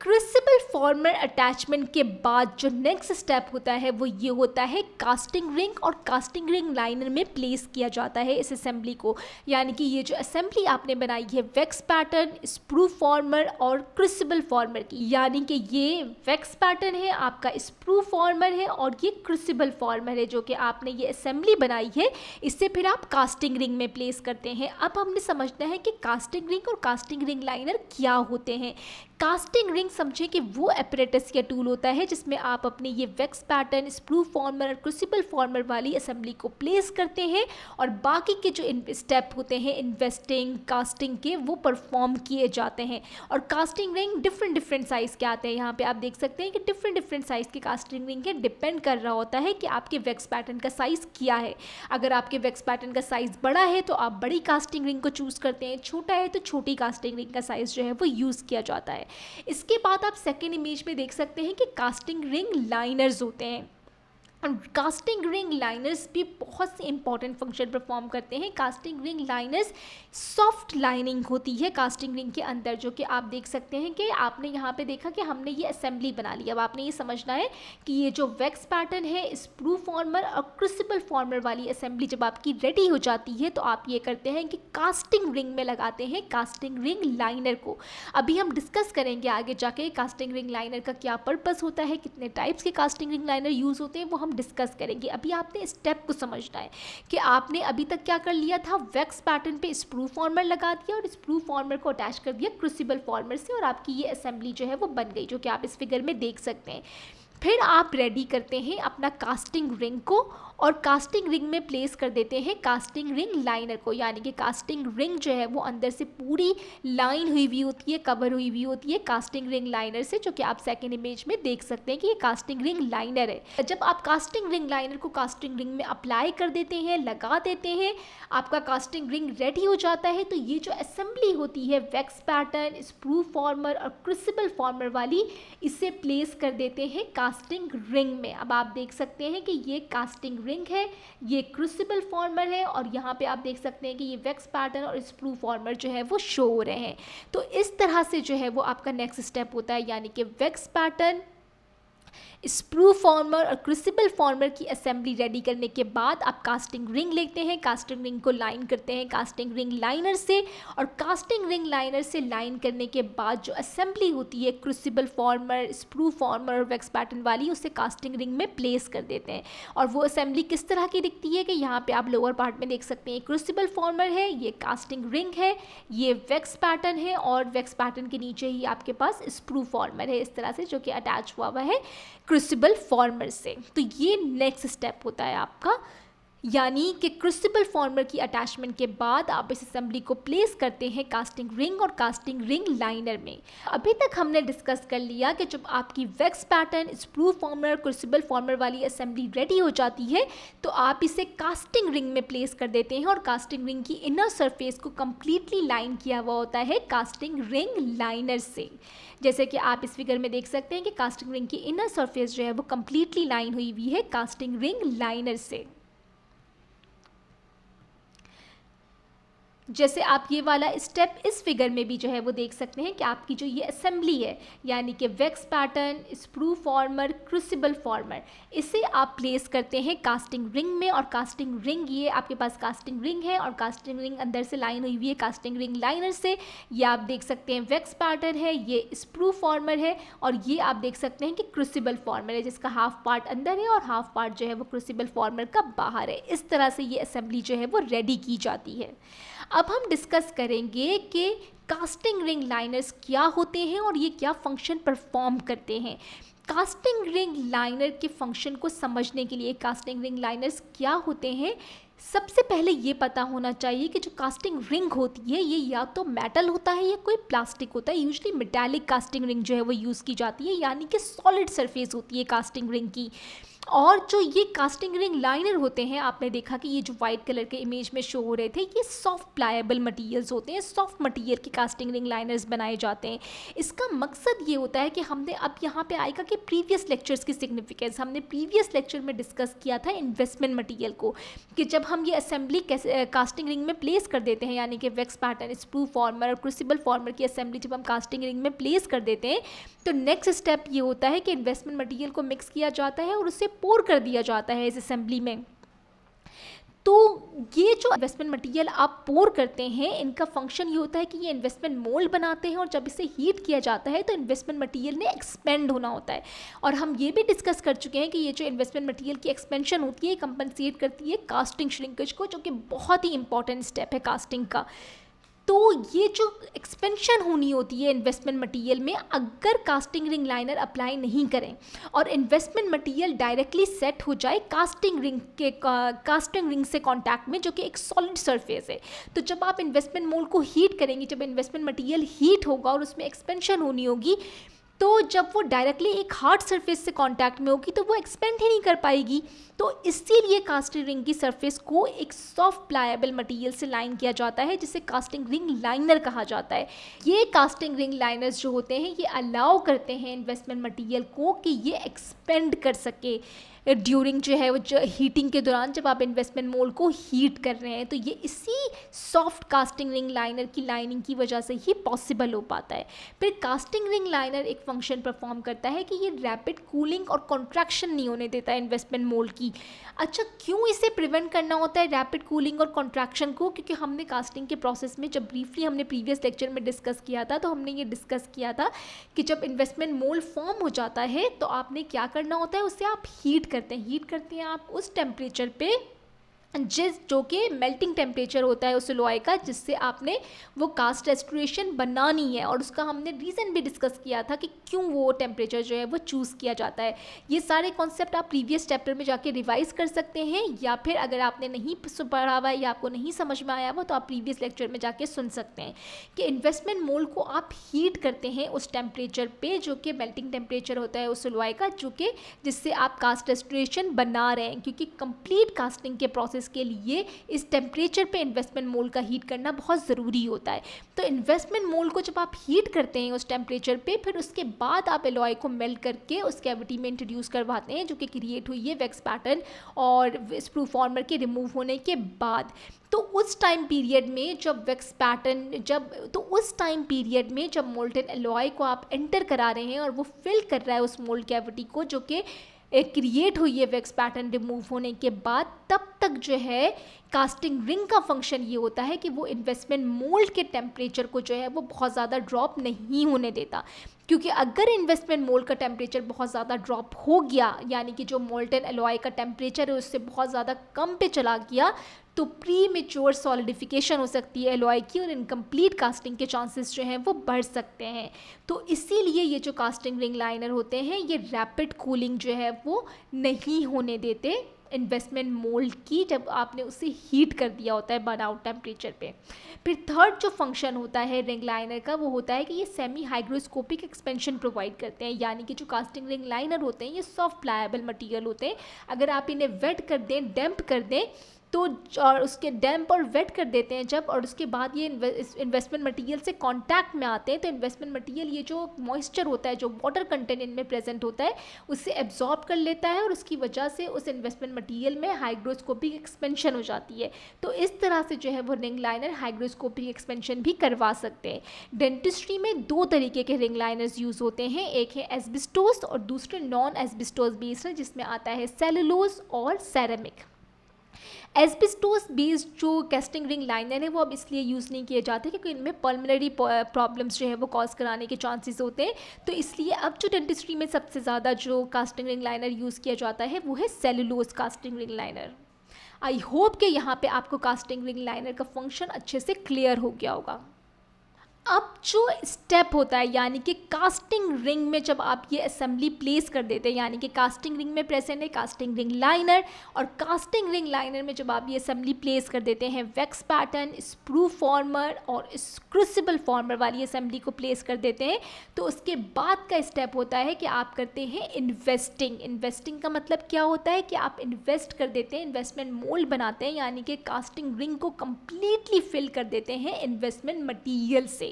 और इन्वेस्टमेंट मटेरियल से जब आप फिल कर देते हैं वो सेट हो जाता है, और रिजल्टेंट जो मोल्ड होता है वो आपका इन्वेस्टमेंट मोल्ड कहलाता है। तो ये जो इन्वेस्टिंग का स्टेप है, यानी कि ये जो इन्वेस्टिंग का प्रोसीजर है, जिसे investing of the wax pattern भी कहा जाता है या इन्वेस्टिंग प्रोसेस भी कहा जाता है, ये दो मेथड से किया जा सकता है। हैंड इन्वेस्टिंग प्रोसीजर भी हो सकता है और वैक्यूम इन्वेस्टिंग प्रोसीजर भी हो सकता है। अब हम समझते हैं कि हैंड इन्वेस्टिंग प्रोसीजर क्या है और वैक्यूम इन्वेस्टिंग प्रोसीजर क्या है, लेकिन यहाँ पे एक कॉन्सेप्ट अभी आपका क्लियर होना चाहिए कि इन्वेस्टिंग का स्टेप क्या स्टेप कहलाता है, कि जब आप स्प्रू फॉर्मर, क्रूसिबल फॉर्मर और वैक्स पैटर्न वाली असेंबली को कास्टिंग रिंग में प्लेस कर देते हैं, जिस कास्टिंग रिंग को आपने लाइन किया है कास्टिंग रिंग लाइनर से, उस असेंबली में प्लेस करने के बाद नेक्स्ट स्टेप ये होता है कि आप उस कास्टिंग रिंग को कम्प्लीटली फिल कर देते हैं इन्वेस्टमेंट मटेरियल से। और उस इन्वेस्टमेंट मटेरियल से कम्प्लीटली फिल इसलिए करते हैं क्योंकि आपने एक ऐसी मोल्ड कैविटी बनानी है जिसमें आप मोल्टन एलॉय को कास्ट कर सकें। तो इसीलिए इन्वेस्टमेंट मटेरियल यूज़ किए जाते हैं, जो कि हमने प्रीवियस लेक्चर में भी डिटेल में डिस्कस कर लिया है।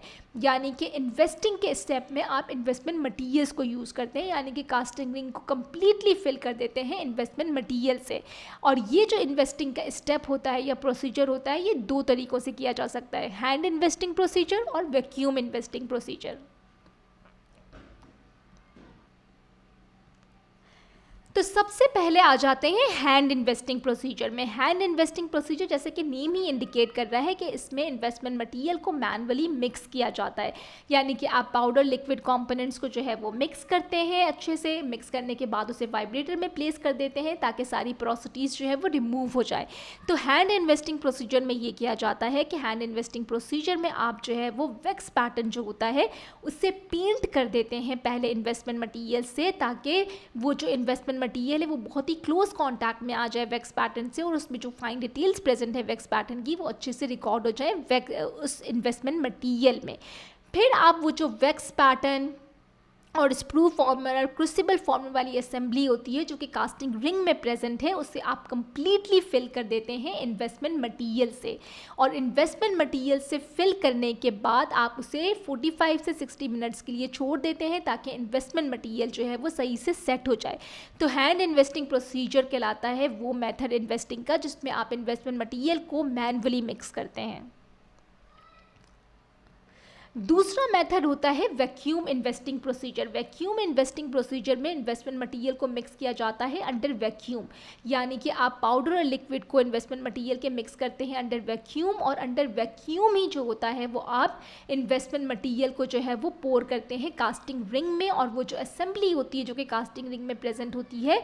Wax pattern, sprue former, crucible farmer की, उसे कम्प्लीटली कवर कर देते हैं इन्वेस्टमेंट मटेरियल से। वैक्यूम इन्वेस्टिंग प्रोसीजर का हैंड इन्वेस्टिंग प्रोसीजर में सबसे बड़ा एडवांटेज यही होता है कि वैक्यूम में मिक्सिंग और पोरिंग करने की वजह से इसमें पोरोसिटीज़ बहुत ही कम आती हैं, ज़्यादा अच्छी जो है वो स्मूथ और इसकी सरफेस होती है, और ज़्यादा अच्छे से ये फाइन डिटेल या बेटर डिटेल जो है वो रिकॉर्ड करता है वैक्स पैटर्न की ये इन्वेस्टमेंट मटेरियल। जैसे ही आप कास्टिंग रिंग को जो है वो फिल कर देते हैं इन्वेस्टमेंट मटेरियल से, चाहे आप वो हैंड इन्वेस्टिंग प्रोसीजर के थ्रू करें या वैक्यूम इन्वेस्टिंग प्रोसीजर के थ्रू करें, अगर आपने कोई भी हाइग्रोस्कोपिक एक्सपेंशन नहीं करवानी इन्वेस्टमेंट मटेरियल में, तो आप सिंपली जो होता है वो इन्वेस्टमेंट मटेरियल को ड्राई होने देते हैं एयर में। सिंपली अगर आपने जो है वो कोई भी, क्योंकि हमने पढ़ा था ना कि हाइग्रोस्कोपिक एक्सपेंशन क्या होती है, दो तरह के इन्वेस्टमेंट मटेरियल में होती है, जिप्सम बॉन्डेड और फॉस्फेट बॉन्डेड, और वो भी अगर वो सेटिंग के दौरान वाटर से एक्सपोज किया जाए या मॉइस्चर से एक्सपोज किया जाए तभी उनमें हाइग्रोस्कोपिक एक्सपेंशन होती है। तो अगर आपने किसी इन्वेस्टमेंट इसमें जिप्सम में और फॉस्फेट बॉन्डेड इन्वेस्टमेंट मटेरियल में हाइग्रोस्कोपिक एक्सपेंशन नहीं करवानी, तो आप सिंपली उसे एयर ड्राई होने देते हैं। लेकिन अगर हाइग्रोस्कोपिक एक्सपेंशन करवानी होती है इन दोनों इन्वेस्टमेंट मटेरियल में, तो आप कास्टिंग रिंग को प्लेस कर देते हैं वाटर में एट 37 डिग्री सेंटीग्रेड और उसे पानी में ही हार्डन होने देते हैं। पानी में ही जब वो हार्डन होता है तो उसमें हाइग्रोस्कोपिक एक्सपेंशन हो जाती है वाटर या मॉइस्चर एब्जॉर्ब करने की वजह से। तो इन्वेस्टमेंट मोल्ड क्या होता है? इन्वेस्टमेंट मोल्ड फॉर्म होता है जब आप कास्टिंग रिंग में पोर करते हैं इन्वेस्टमेंट मटेरियल को, और उस कास्टिंग रिंग में क्या प्रेजेंट होती है? वैक्स पैटर्न, स्प्रू फॉर्मर और क्रूसिबल फॉर्मर की असेंबली। तो जो वो वैक्स, तो जब आप उस कास्टिंग रिंग को इन्वेस्टमेंट मटेरियल से कम्प्लीटली फिल कर देते हैं, तो जो वो रिजल्टेंट जो आपके पास चीज़ होती है उससे इन्वेस्टमेंट मोल्ड कहा जाता है। जैसा कि आप इस फिगर में देख सकते हैं कि ये जो असेंबली है, यानी कि आप यहाँ पे देखें कि ये कास्टिंग रिंग है और ये क्रूसिबल फॉर्मर है, यहाँ पे आपके पास जो है वो वैक्स पैटर्न है, स्प्रू फॉर्मर है इसके अंदर, और आपने इन्वेस्टमेंट मटेरियल को जो है वो कम्प्लीटली फिल कर दिया, यानी कि इन्वेस्टमेंट मटेरियल ने क्या किया है? कम्प्लीटली फिल कर दिया है इस कास्टिंग रिंग को। तो ये जो असेंबली होती है, यानी कि ये जो आप कास्टिंग रिंग को कम्प्लीटली फिल कर देते हैं इन्वेस्टमेंट मटीरियल से, इसके बाद इसे कहा जाता है इन्वेस्टमेंट मोल्ड। तो नेक्स्ट स्टेप जो होता है, यानी कि कास्टिंग रिंग को जब आप कास्टिंग रिंग लाइनर से लाइन कर देते हैं, उसके बाद आप जो wax farmer, sprue former, crucible farmer की असेंबली है, इसे कास्टिंग रिंग में प्लेस कर देते हैं। कास्टिंग रिंग में प्लेस करने के बाद आपने ये करना होता है कि कास्टिंग रिंग को कम्प्लीटली फिल कर देते हैं इन्वेस्टमेंट मटेरियल से, जिस स्टेप को इन्वेस्टिंग कहा जाता है, यानी कि investing of a wax pattern. जैसे कि आप इस फिगर में देख सकते हैं कि क्या किया है? कास्टिंग रिंग को कम्प्लीटली फिल कर दिया है इन्वेस्टमेंट मटेरियल से। तो ये जो स्टेप होता है इसे investing of a wax pattern कहा जाता है। अब आपने यहाँ पे एक और बहुत ही इम्पॉर्टेंट स्टेप समझना है कि जब इन्वेस्टमेंट मटेरियल सेट हो जाता है, यानी कि जब इन्वेस्टमेंट मटेरियल 50 to 60 मिनट्स लेता है सेट होने के लिए, लेकिन जैसे ही इन्वेस्टमेंट मटेरियल जो है वो सेट हो जाता है, क्रूसिबल फॉर्मर यानी कि जो स्प्रू बेस है, जिसे क्रूसिबल फॉर्मर भी कहा जाता है, इसे आप रिमूव कर लेते हैं। क्योंकि मैंने अभी आपको जितनी भी इमेजेस दिखाई थी उसमें आपने देखा होगा कि ये कास्टिंग रिंग थी और कास्टिंग रिंग के नीचे थोड़ा सा क्रूसिबल फॉर्मर का पार्ट जो है वो विजिबल होता है, जिसकी वजह से आप क्रूसिबल फॉर्मर को इन्वेस्टमेंट मटीरियल के सेट होने के बाद आराम से रिमूव कर सकते हैं। तो क्रूसिबल फॉर्मर को जब आप रिमूव कर देते हैं, तो आप ये देख सकते हैं कि क्रूसिबल फॉर्मर ने जो स्पेस ली हुई थी कास्टिंग रिंग में, अब वो एम्प्टी हो गई है। और यहाँ पे अब आप देख सकते हैं कि ये स्प्रू है और अंदर जाके फिर वैक्स पैटर्न होगा आपका। लेकिन यहाँ पे आपने एक बहुत ही इंपॉर्टेंट कॉन्सेप्ट समझना है कि जब आपने क्रूसिबल फॉर्मर को रिमूव कर दिया, यानी कि क्रूसिबल फॉर्मर को रिमूव कर दिया और कास्टिंग रिंग में इसकी एम्प्टी स्पेस बन गई है, अब क्या प्रेजेंट है? यहाँ पे आप देख सकते हैं स्प्रू और अंदर जाके जो है वो वैक्स पैटर्न जो है वो प्रेजेंट है। लेकिन जब आपने ये इन्वेस्टमेंट मोल्ड बना लिया, यानी कि जब आपने कास्टिंग रिंग को कम्प्लीटली फिल कर दिया इन्वेस्टमेंट मटेरियल से और क्रूसिबल फॉर्मर को रिमूव कर दिया है, तो उसके बाद आप कास्टिंग रिंग को ऐसे प्लेस नहीं करते कि स्प्रू फॉर्मर ऊपर हो और वैक्स पैटर्न नीचे हो। आप खुद नोट करेंगे कि बुक्स में जितनी भी इमेजेस हैं या आप ऑनलाइन रिसोर्सेज में देखेंगे जितनी भी इमेजेस, तो वैक्स पैटर्न जो है वो हमेशा ऊपर होता है और स्प्रू फॉर्मर नीचे होता है। तो आपने इस कास्टिंग रिंग को भी आगे के जो भी स्टेप्स होते हैं जिसमें आप हीट करते हैं इन्वेस्टमेंट मोल्ड को और कास्टिंग परफॉर्म करते हैं, यानी कि मोल्टन एलॉय को एंटर कराते हैं जो स्पेस में जो कि क्रिएट हुई है वैक्स पैटर्न रिमूव होने के बाद, तो कास्टिंग रिंग को इस तरह से प्लेस करते हैं कि स्प्रू फॉर्मर जो है वो नीचे हो और वैक्स पैटर्न जो है वो ऊपर हो। इसका सबसे बड़ा रीज़न ये होता है कि अगर आपने इस तरह से जो था वो प्लेस किया कास्टिंग रिंग को कि वैक्स पैटर्न जो है वो नीचे है और स्प्रू फॉर्मर जो है वो ऊपर है, तो इस सेटअप का डिसएडवांटेज जो है वो क्या होता है कि जितने भी डर्ट पार्टिकल्स होते हैं जब इस तरह से, क्योंकि ये स्प्रू फॉर्मर की स्पेस क्या होगी, ये वो स्पेस होती है जब जिससे मोल्टेन एलॉय या मेटल एंटर करता है उस स्पेस में जो कि क्रिएट हुई है वैक्स पैटर्न रिमूव होने के बाद। तो अगर इस तरह की डायरेक्शन होगी कि स्प्रू फॉर्मर ऊपर है और वैक्स पैटर्न नीचे है, तो चांसेस ये होते हैं कि जो ब्रोकन इन्वेस्टमेंट मटेरियल के पीसीस होते हैं, डर्ट्स होते हैं, या और भी कोई किसी डिफरेंट चीज़ के फ्रेगमेंट्स होते हैं, ये भी कास्टिंग में जाके जो है वो आपकी कास्टिंग को अफेक्ट कर सकते हैं, आपकी कास्टिंग को फॉल्टी बना सकते हैं। तो इसीलिए हमेशा कास्टिंग रिंग को इस तरह से प्लेस किया जाता है कि वैक्स पैटर्न ऊपर हो और स्प्रू फॉर्मर की डायरेक्शन हमेशा डाउनवर्ड्स हो। कभी भी इस तरह से प्लेस नहीं करते कि वैक्स पैटर्न जो है वो नीचे है और स्प्रू फॉर्मर जो है वो आपके पास ऊपर है। जैसे आप यहाँ पे देख सकते हैं कि ये क्रूसिबल फॉर्मर रिमूव होने के बाद स्पेस बनी है इन्वेस्टमेंट मोल्ड में यानी कि कास्टिंग रिंग में, और ये स्प्रू फॉर्मर है यानी कि ये उल्टा रखा हुआ है। जब आप इसे का इन्वेस्टमेंट मोल्ड को हीट करेंगे या कास्टिंग का प्रोसेस फॉर्म करेंगे तो आप इसे उल्टा कर देते हैं, यानी कि ये स्प्रू वाला पार्ट जो अभी ऊपर है ये नीचे चला जाता है और वैक्स पैटर्न वाला पार्ट जो है वो ऊपर आ जाता है। इसी तरह से आगे के स्टेप्स में कास्टिंग रिंग को प्लेस किया जाता है। आई होप कि यहाँ तक आपको स्टेप्स क्लियर हो रहे होंगे। सबसे पहला स्टेप क्या था कि आपने टूथ प्रिपरेशन की, टूथ प्रिपरेशन करने के बाद इंप्रेशन रिकॉर्ड किया, इंप्रेशन रिकॉर्ड करने के बाद मॉडल बनाया, मॉडल से डाई को सेपरेट किया, डाई सेपरेट करने के बाद आपने वैक्स पैटर्न बनाया,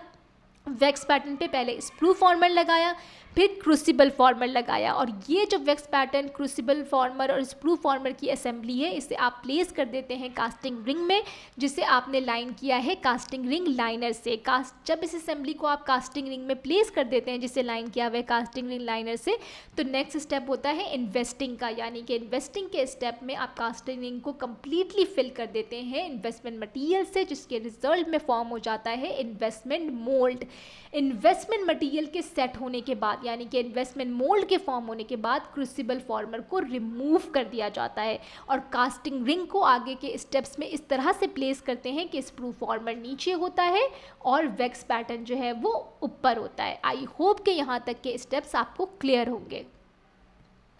अब इन्वेस्टिंग के बाद यानी कि कास्टिंग रिंग को इन्वेस्टमेंट मटेरियल से कम्प्लीटली फिल करने के बाद, इन्वेस्टमेंट मोल्ड के फॉर्म होने के बाद जो नेक्स्ट स्टेप होता है वो होता है वैक्स एलिमिनेशन एंड हीटिंग, जिसे बर्न आउट भी कहा जाता है। वैक्स एलिमिनेशन और हीटिंग में आप इन्वेस्टमेंट मोल्ड को हीट करते हैं, और इन्वेस्टमेंट मोल्ड को कितना हीट करते हैं, उस टेम्परेचर पे हीट करते हैं जो कि मेल्टिंग टेम्परेचर होता है उस एलॉय का जिससे आप वो कास्ट रेस्टोरेशन बना रहे हैं। यानी कि जब इन्वेस्टमेंट मटेरियल सेट हो जाता है तो आप कास्टिंग रिंग को क्या करते हैं, ट्रांसफ़र कर देते हैं फर्नेस में बर्न आउट प्रोसेस के लिए। यानी कि ये जो कास्टिंग रिंग है इसे आप किस में प्लेस कर देते हैं, फर्नेस में प्लेस कर देते हैं, जिसमें आप हीट करते हैं उस कास्टिंग रिंग को। और कास्टिंग रिंग को कितना हीट करना होता है, कास्टिंग रिंग को इतना हीट करना होता है जितना कि मेल्टिंग टेम्परेचर होता है उस एलॉय का जिससे आप यूज़ कर रहे हैं कास्ट रेस्टोरेशन बनाने के लिए।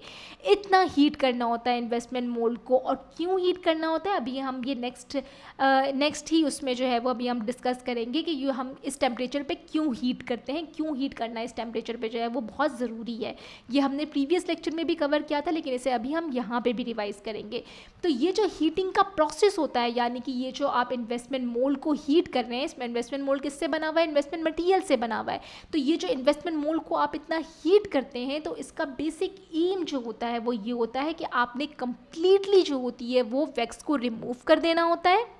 सबसे बड़ा एम तो ये होता है।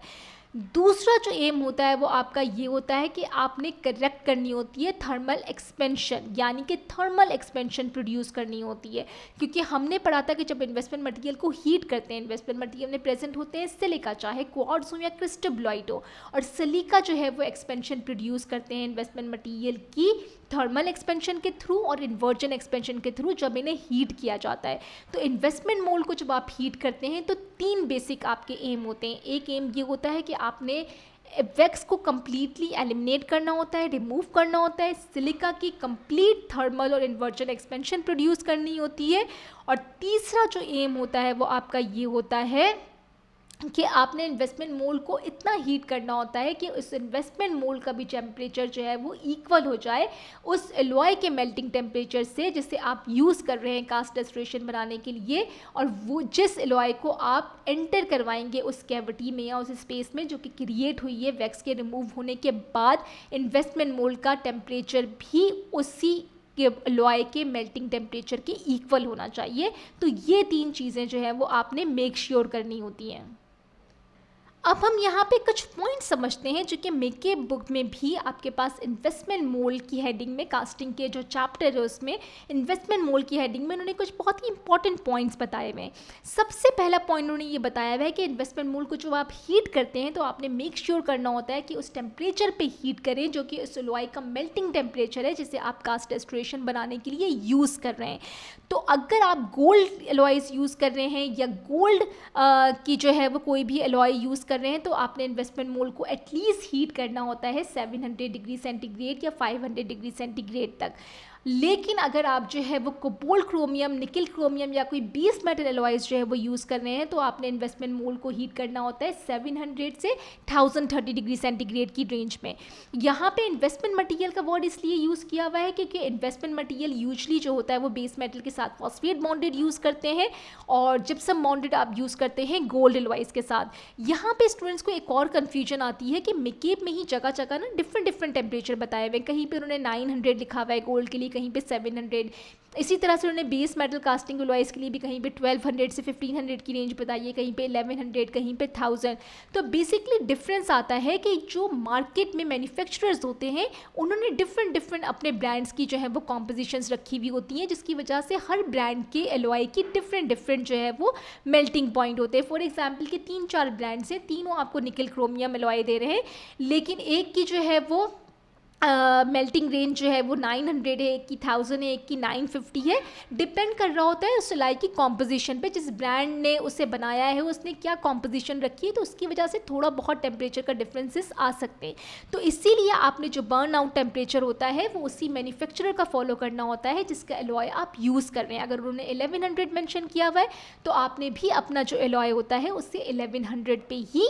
उससे अपने इन्वेस्टमेंट मोल्ड को भी 1100 पे ही जो है वो हीट करना होता है। तो यानी कि कितना आप इन्वेस्टमेंट मोल्ड को हीट करेंगे वैक्स को एलिमिनेट करने के लिए वो डिपेंड कर रहा होता है कि कौन सा एलॉय आपने यूज़ किया है। फिर दूसरा आपने जो है वो कम से कम इन्वेस्टमेंट मोल्ड को इतना हीट करना होता है कि जो उसमें इन्वेस्टमेंट मटीरियल प्रेजेंट है और इन्वेस्टमेंट मटीरियल में जो सिलिका प्रेजेंट है वो कंप्लीट थर्मल और इन्वर्जन एक्सपेंशन प्रोड्यूस कर सके। अगर क्रिस्टोबोलाइट प्रेजेंट है तो क्रिस्टोबोलाइट को 350 डिग्री सेंटीग्रेड से ज़्यादा का टेम्परेचर चाहिए होता है कंप्लीट थर्मल और इन्वर्जन एक्सपेंशन प्रोड्यूस करने के लिए। इसी तरह से जो क्वार्ट्ज होते हैं उन्हें एटलीस्ट 650 डिग्री सेंटीग्रेड का टेम्परेचर चाहिए होता है, इससे अबव का टेम्परेचर चाहिए होता है कंप्लीट इन्वर्जन और थर्मल एक्सपेंशन जो है वो शो करने के लिए। तो यूजली जो अलॉयज होते हैं उनका मेल्टिंग टेम्परेचर इससे ज़्यादा ही होता है। तो आप इन्वेस्टमेंट मोल्ड को हर कोई जो है वो 600 अबव या 650 अबव 700 अबव हर कोई हीट कर रहा होता है। तो इसीलिए जो होता है वो मेक श्योर करना होता है कि इन्वेस्टमेंट मोल्ड को आप इतना हीट कर रहे हो कि उसमें कंप्लीट थर्मल और इन्वर्जन एक्सपेंशन जो है वो सिलिका प्रोड्यूस कर सके। फिर जो होता है एक और चीज़ जो जहन में रखनी होती है वो ये होती है कि इन्वेस्टमेंट मोल्ड को आपने इस रेट पे हीट करना होता है, यानी कि इन्वेस्टमेंट मोल्ड को आपने बहुत फास्ट रेट पे हीट नहीं करना होता, स्लोली हीट करना होता है ताकि जितनी भी स्टीम या गैसेस हीट अप होने के दौरान फॉर्म हो रही होती हैं वो आहिस्ता आहिस्ता लिबरेट भी होती रहे, रिलीज़ भी होती रहे। तो इसलिए इन्वेस्टमेंट मटीरियल को या इन्वेस्टमेंट मोल्ड को हमेशा ग्रेजुअली हीट करते हैं। फिर जो एक सबसे इम्पॉर्टेंट पॉइंट आता है कि जो इन्वेस्टमेंट मोल्ड है उसका जो टेम्परेचर है और जो एलॉय जिसे आप वो कास्ट रेस्टोरेशन बनाने के लिए यूज़ कर रहे हैं उसका जो टेम्परेचर है उसके बैलेंस होना बहुत ज़रूरी है। फॉर एग्जांपल कि ये आपके पास जो है वो वैक्स पैटर्न, स्प्रू फॉर्मर और ये क्रूसिबल फॉर्मर वाली जो है वो स्पेस है और ये आपका जो है वो कास्टिंग रिंग है जिसे आपने फिल किया हुआ है इन्वेस्टमेंट मटेरियल से। तो ये जब आप इन्वेस्टमेंट मोल्ड को हीट करते हैं तो सारी वैक्स जो है वो रिमूव हो जाती है, स्प्रू फॉर्मर वाली भी, वैक्स पैटर्न वाली भी, और ये जो क्रूसिबल फॉर्मर होता है वो आप पहले ही रिमूव कर चुके होते हैं। तो ये पूरी एम्प्टी स्पेस होती है। इस एम्प्टी स्पेस में जो स्प्रू फॉर्मर और क्रूसिबल फॉर्मर वाली स्पेस होती है ये एक्ट करती है, चैनल बनाती है जिससे मोल्टन एलॉय जो है वो एंटर करता है उस स्पेस में जो कि क्रिएट हुई होती है वैक्स पैटर्न रिमूव होने के बाद, जहाँ पे आपकी असल रेस्टोरेशन बननी है। तो ये जो इन्वेस्टमेंट मोल्ड है, इसका टेम्परेचर जो कि जिसको आपने हीट किया था, इसका टेम्परेचर इन्वेस्टमेंट मोल्ड का टेम्परेचर, और वो मोल्टन एलॉय जो कि एंटर कर रहा है इस कैविटी में या इस स्पेस में जो कि क्रिएट हुई है वैक्स पैटर्न रिमूव होने के बाद, इन दोनों के टेम्परेचर का बैलेंस होना, सेम होना बहुत ज़रूरी है। यानी कि अगर आपने निकल क्रोमियम एलॉय यूज़ किया है और इसका मेल्टिंग टेम्परेचर 1000 है, यानी कि इसे आपने अगर 1000 पे हीट किया है, तो इन्वेस्टमेंट मोल्ड का टेम्परेचर भी 1000 डिग्री सेंटीग्रेड की ही अराउंड होना चाहिए, यानी कि 1050 के अराउंड होना चाहिए। क्योंकि अगर इन्वेस्टमेंट मोल्ड का टेम्परेचर जो होगा वो कम होगा, तो क्या होगा कि जब ये एलॉय एंटर करेगा, इसका मेल्टिंग टेम्परेचर क्या है, 1000 डिग्री सेंटीग्रेड है, और इन्वेस्टमेंट मोल्ड को भी इन्वेस्टमेंट मोल्ड को आपने 1000 डिग्री सेंटीग्रेड पे हीट नहीं किया, बल्कि आपने इसे 800 पे किया। तो इसका डिफरेंस क्या आएगा कि जैसे ही ये मोल्टन एलॉय एंटर करना शुरू होगा, इसका टेम्परेचर बहुत तेज़ी से ड्रॉप हो जाएगा। तो हो सकता है कि ये कंप्लीटली इस स्पेस को फिल ही ना कर पाए जो कि क्रिएट हुई है वैक्स पैटर्न रिमूव होने के बाद, और ये सॉलिडिफाई हो जाए, जिसकी वजह से इनकम्प्लीट कास्टिंग होती है। तो और अगर इन दोनों का टेम्परेचर सेम होगा, यानी इसका भी 1100 होगा मोल्टन एलॉय का जो कि एंटर कर रहा है, और इस इन्वेस्टमेंट मोल्ड का भी 1100 होगा, तो इसका फ़ायदा ये होगा कि जब ये मोल्टन एलॉय एंटर करेगा तो टेम्परेचर सेम होने की वजह से ये जो है वो अपनी मेल्टेड फॉर्म में ही रहेगा, और ये अच्छे से कम्प्लीटली उस स्पेस को फिल कर सकेगा जो कि क्रिएट हुई होगी वैक्स पैटर्न रिमूव होने के बाद।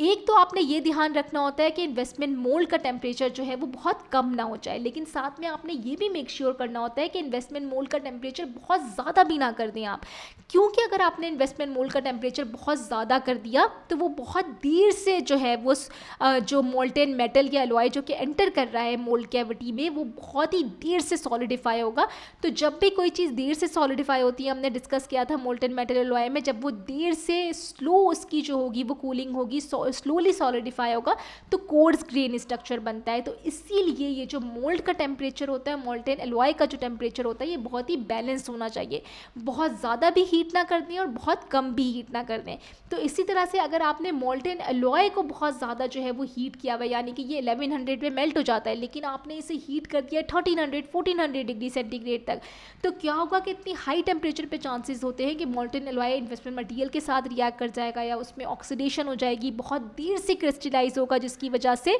कोर्स ग्रेन स्ट्रक्चर फॉलो हो जाएगा, कोर्स ग्रेन स्ट्रक्चर जो है वो डेवलप हो जाएगा। तो इसीलिए मेक श्योर करना होता है कि मोल्ड का टेम्परेचर और मोल्टेन एलॉय का टेम्परेचर बहुत ही बैलेंस हो, ताकि कंप्लीट कास्टिंग हो फाइन ग्रेन स्ट्रक्चर के साथ।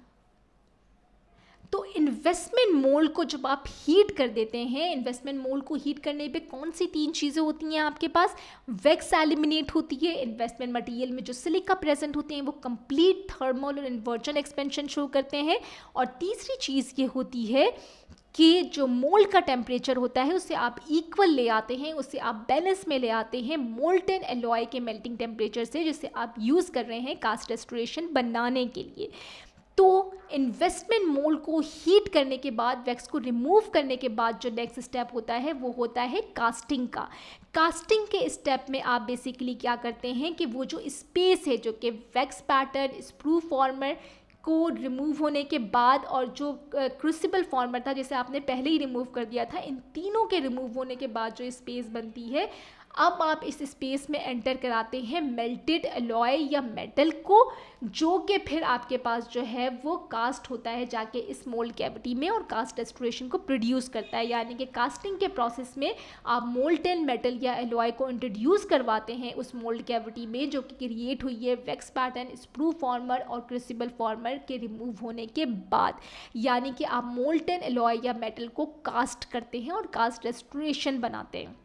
तो जो कास्टिंग का प्रोसेस होता है ये कास्टिंग मशीन में किया जाता है, और कास्टिंग मशीन का बेसिक एम ये होता है कि ये मोल्टेन एलॉय को कंप्लीटली फिल करवाती है मोल्ड कैविटी। मोल्ड कैविटी कहा जाता है कि वैक्स पैटर्न, स्प्रू फॉर्मर और क्रूसिबल फॉर्मर के रिमूव होने के बाद जो स्पेस बनती है उसे मोल्ड कैविटी कहते हैं। तो कास्टिंग के स्टेप में कास्टिंग मशीन यूज़ की जाती है, जिसका बेसिक एम ये होता है कि ये मोल्टेन एलॉय को एंटर करवाती है और कम्प्लीटली फिल करती है इस इन्वेस्टमेंट मोल्ड कैविटी को। तो कास्टिंग मशीन के बेसिकली 3 पार्ट्स होते हैं। सबसे पहला पार्ट ये होता है कास्टिंग मशीन में कि एलॉय को या तो मेल्ट करते हैं आप उसी के मोल्ड स्प्रू बेस, या जो क्रूसिबल फॉर्मर था जिसे स्प्रू बेस भी कहा जाता है, जिसे आपने सेपरेट कर लिया था इन्वेस्टमेंट मटेरियल के सेट होने के बाद, या तो आप उसमें भी एलॉय को मेल्ट कर सकते हैं, या फिर कास्टिंग मशीन में भी जो होता है वो सेपरेट क्रूसिबल होता है जिसमें एलॉय को मेल्ट किया जा सकता है। प्रेफरेबल मेथड ये होता है कि कास्टिंग मशीन में जो क्रूसिबल प्रेजेंट होता है सेपरेटली,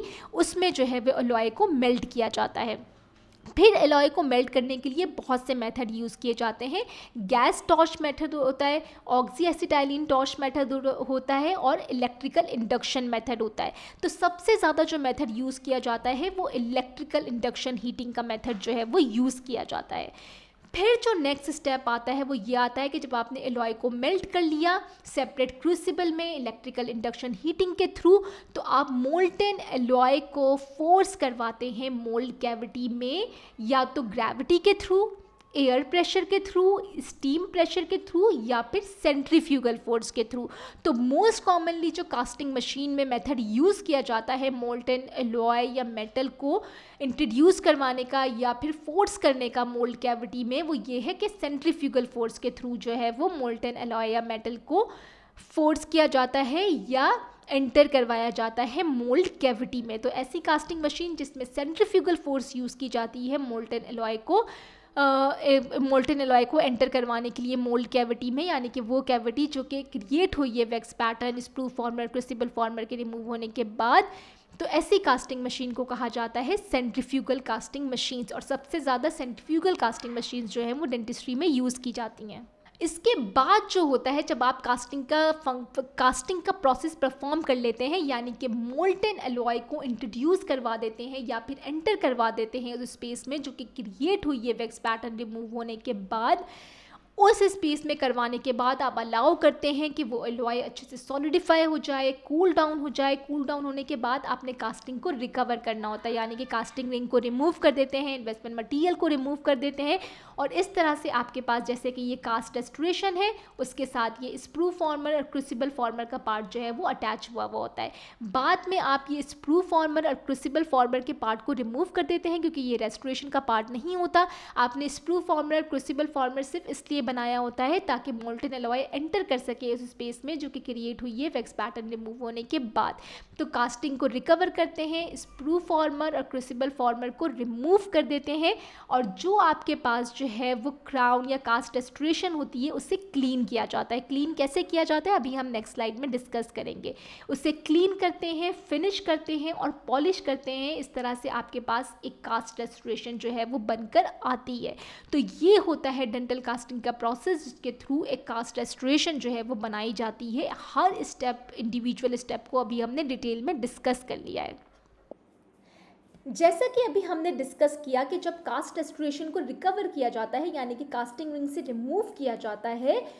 और स्प्रू फॉर्मर और क्रूसिबल फॉर्मर वाले पार्ट को जब रिमूव कर देते हैं तो उसके बाद जो कास्ट रेस्टोरेशन होती है उसे क्लीन करना बहुत ज़रूरी होता है, स्पेशली उन कास्ट रेस्टोरेशन को जो कि गोल्ड एलॉयज से बनाई जाती है। कि गोल्ड एलॉयज जो होती है वो बहुत ज़्यादा कॉन्टेमिनेट हो जाती है, उनकी सरफेस उस कास्ट रेस्टोरेशन की जिसे आपने गोल्ड से बनाया है उसकी सरफेस बहुत ज़्यादा कॉन्टेमिनेट हो जाती है ऑक्साइड्स की वजह से और टार्निश हो जाती है। यानी कि जो स्पेसिफिकली वो कास्ट रेस्टोरेशन जिन्हें आप गोल्ड एलॉय से बनाते हैं उनकी जो सरफेस होती है वो बहुत ज़्यादा डार्क और कॉन्टामिनेटेड होती है टार्निश होने की वजह से और ऑक्साइड्स की प्रेजेंस की वजह से। तो इसीलिए वो कास्ट रेस्टोरेशन जिन्हें गोल्ड एलॉय से बनाया जाता है उनमें पिकलिंग का प्रोसेस जो है वो परफॉर्म किया जाता है जिसमें ये जो ऑक्साइड्स फिल्म होती हैं टेनेशियस ऑक्साइड फिल्म्स इन्हें रिमूव करते हैं। और किस तरह से पिकलिंग का प्रोसेस जो है वो परफॉर्म करते हैं कि वो जो डिस्कलर कास्टिंग होती है उसे आप एसिड सोल्यूशन में जो है वो प्लेस कर देते हैं। और कौन से एसिड यूज़ किए जाते हैं पिकलिंग के लिए?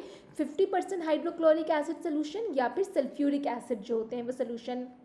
यूज़ किए जाते हैं। और किस तरह से पिकलिंग का प्रोसीजर परफॉर्म किया जाता है कि जो भी कास्ट रेस्टोरेशन आपने बनाई है उसे क्लीन करने के लिए, यानी कि वो कास्ट रेस्टोरेशन जो कि आपने गोल्ड एलॉय से बनाई है और उसकी सरफेस बहुत ज़्यादा कॉन्टामिनेटेड हो गई है और ऑक्साइड की प्रेजेंस की वजह से और टार्निश हो गई है, उसे क्लीन करने के लिए पिकलिंग का प्रोसेस किया जाता है। और पिकलिंग के प्रोसेस में आप कास्ट रेस्टोरेशन को प्लेस कर देते हैं कंटेनर में जिसमें पिकलिंग सोल्यूशन यानी कि 50% हाइड्रोक्लोरिक एसिड या फिर 50% सल्फ्यूरिक एसिड का सोल्यूशन जो है वो प्रेजेंट होता है। और स्लाइटली जो होता है इस सोल्यूशन को वार्म करते हैं तब तक जब तक कि सरफेस जो है वो ब्राइट ना हो जाए और ऑक्साइड की लेयर जो है वो रिमूव ना हो जाए। उसके बाद कास्ट रेस्टोरेशन की सरफेस को जो है वो थॉरली वॉश कर लेते हैं वाटर से। तो इस तरह से पिकलिंग के प्रोसेस के थ्रू कास्ट रेस्टोरेशन को क्लीन किया जाता है, स्पेशली उन कास्ट रेस्टोरेशन को जिन्हें आप गोल्ड एलॉयज से बनाते हैं। और बाकी जितनी भी कास्ट रेस्टोरेशन होती हैं उनको फिनिशिंग और पॉलिशिंग के लिए सैंड ब्लास्टिंग किया जाता है, इलेक्ट्रोलाइटिक पॉलिशिंग की जाती है, पॉलिशिंग बर्फ्स यूज़ किए जाते हैं, वो सारे जो है वो कास्ट रेस्टोरेशन के लिए यूज़ किया जाता है। ये जो पिकलिंग का प्रोसेस है ये स्पेसिफिकली किया जाता है उन कास्ट रेस्टोरेशन के लिए जिन्हें आप गोल्ड एलॉयज से बनाते हैं। तो यहाँ पे हम डेंटल कास्टिंग के प्रोसेस को एक बार समराइज कर लेते हैं ताकि हमारा डेंटल कास्टिंग का प्रोसेस जो है वो और बहुत अच्छे से क्लियर हो जाए। कि जब आपने पेशेंट की तो फर्स्ट स्टेप क्या होता है, पेशेंट का टूथ प्रिपरेशन करते हैं, टूथ प्रिपरेशन के बाद इंप्रेशन रिकॉर्ड करते हैं, इंप्रेशन रिकॉर्ड करने के बाद मॉडल पोर करते हैं, मॉडल पोर करने के बाद उस मॉडल के वो टूथ जिन पे आपने कास्ट रेस्टोरेशन बनानी है उसे सेपरेट कर लिया जाता है और आपके पास डाई बनकर आ जाती है। डाई के ऊपर आप वैक्स पैटर्न बनाते हैं इनले वैक्स से। जब वैक्स पैटर्न कंप्लीट हो जाता है तो वैक्स पैटर्न पे आप लगाते हैं स्प्रू फॉर्मर और स्प्रू फॉर्मर को अटैच कर देते हैं आप क्रूसिबल फॉर्मर से, जिसे स्प्रू बेस भी कहा जाता है। और ये जो वैक्स पैटर्न, स्प्रू फॉर्मर और क्रूसिबल फॉर्मर वाली असेंबली होती है इसे आप प्लेस कर देते हैं कास्टिंग रिंग में। ये कास्टिंग रिंग है और कास्टिंग रिंग की जो इनर सरफेस है ये लाइन हुई हुई होती है कास्टिंग रिंग लाइनर से।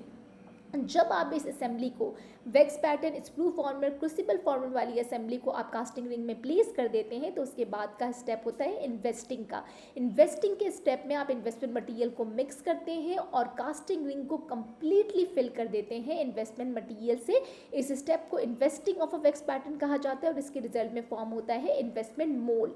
इसके बाद का स्टेप ये होता है कि आप रिमूव कर देते हैं क्रूसिबल फॉर्मर को, यानी कि जैसे ही इन्वेस्टमेंट मटेरियल सेट हो जाता है क्रूसिबल फॉर्मर को रिमूव कर देते हैं। और ये जो स्प्रू फॉर्मर और ये जो वैक्स पैटर्न वाला पार्ट होता है जो कि वैक्स से बना हुआ है ये कब रिमूव होता है, जब आप इन्वेस्टमेंट मोल्ड को हीट करते हैं। यानी कि जब आप इन्वेस्टमेंट मोल्ड फॉर्म हो गया, क्रूसिबल फॉर्मर आपने रिमूव कर दिया, तो आप इन्वेस्टमेंट मोल्ड को हीट करते हैं। इन्वेस्टमेंट मोल्ड को हीट करते हैं उस टेम्परेचर पे जो कि मेल्टिंग टेम्परेचर होता है उस लॉय का जिससे आपने कास्ट रेस्टोरेशन बनाने के लिए यूज़ कर रहे हैं। तो जब आप इन्वेस्टमेंट मोल्ड को उस टेम्परेचर पे हीट करते हैं तो इसके रिस्पॉन्स में ये जो वैक्स पैटर्न की वैक्स होती है और स्प्रू फॉर्मर की वैक्स होती है ये भी रिमूव हो जाती है और एक कंप्लीटली मोल्ड कैविटी बन जाती है जहाँ पे पहले स्प्रू फॉर्मर, क्रूसिबल फॉर्मर और वैक्स पैटर्न प्रेजेंट थे उसकी जगह पे वहाँ पे एक कंप्लीटली एम्प्टी एक मोल्ड कैविटी बन जाती है। इसे मोल्ड कैविटी कहा जाता है। एक एम्प्टी स्पेस बन जाती है जिसमें आप एलॉय को कास्ट करते हैं कास्ट रेस्टोरेशन बनाने के लिए। तो यहाँ तक आई होप कि आपका कॉन्सेप्ट जो है वो क्लियर हो गया होगा। तो जब आपके पास इन्वेस्टमेंट मोल्ड को हीट कर देते हैं और स्प्रू फॉर्मर और वैक्स पैटर्न की वैक्स रिमूव हो जाती है और एक कंप्लीट मोल्ड कैविटी आ जाती है तो उसके बाद का स्टेप ये होता है कि कास्टिंग को परफॉर्म किया जाता है। कास्टिंग को परफॉर्म करने के लिए आप कास्टिंग मशीन्स यूज़ करते हैं जिसके 3 कंपोनेंट्स होते हैं। सबसे पहले उसका कंपोनेंट होता है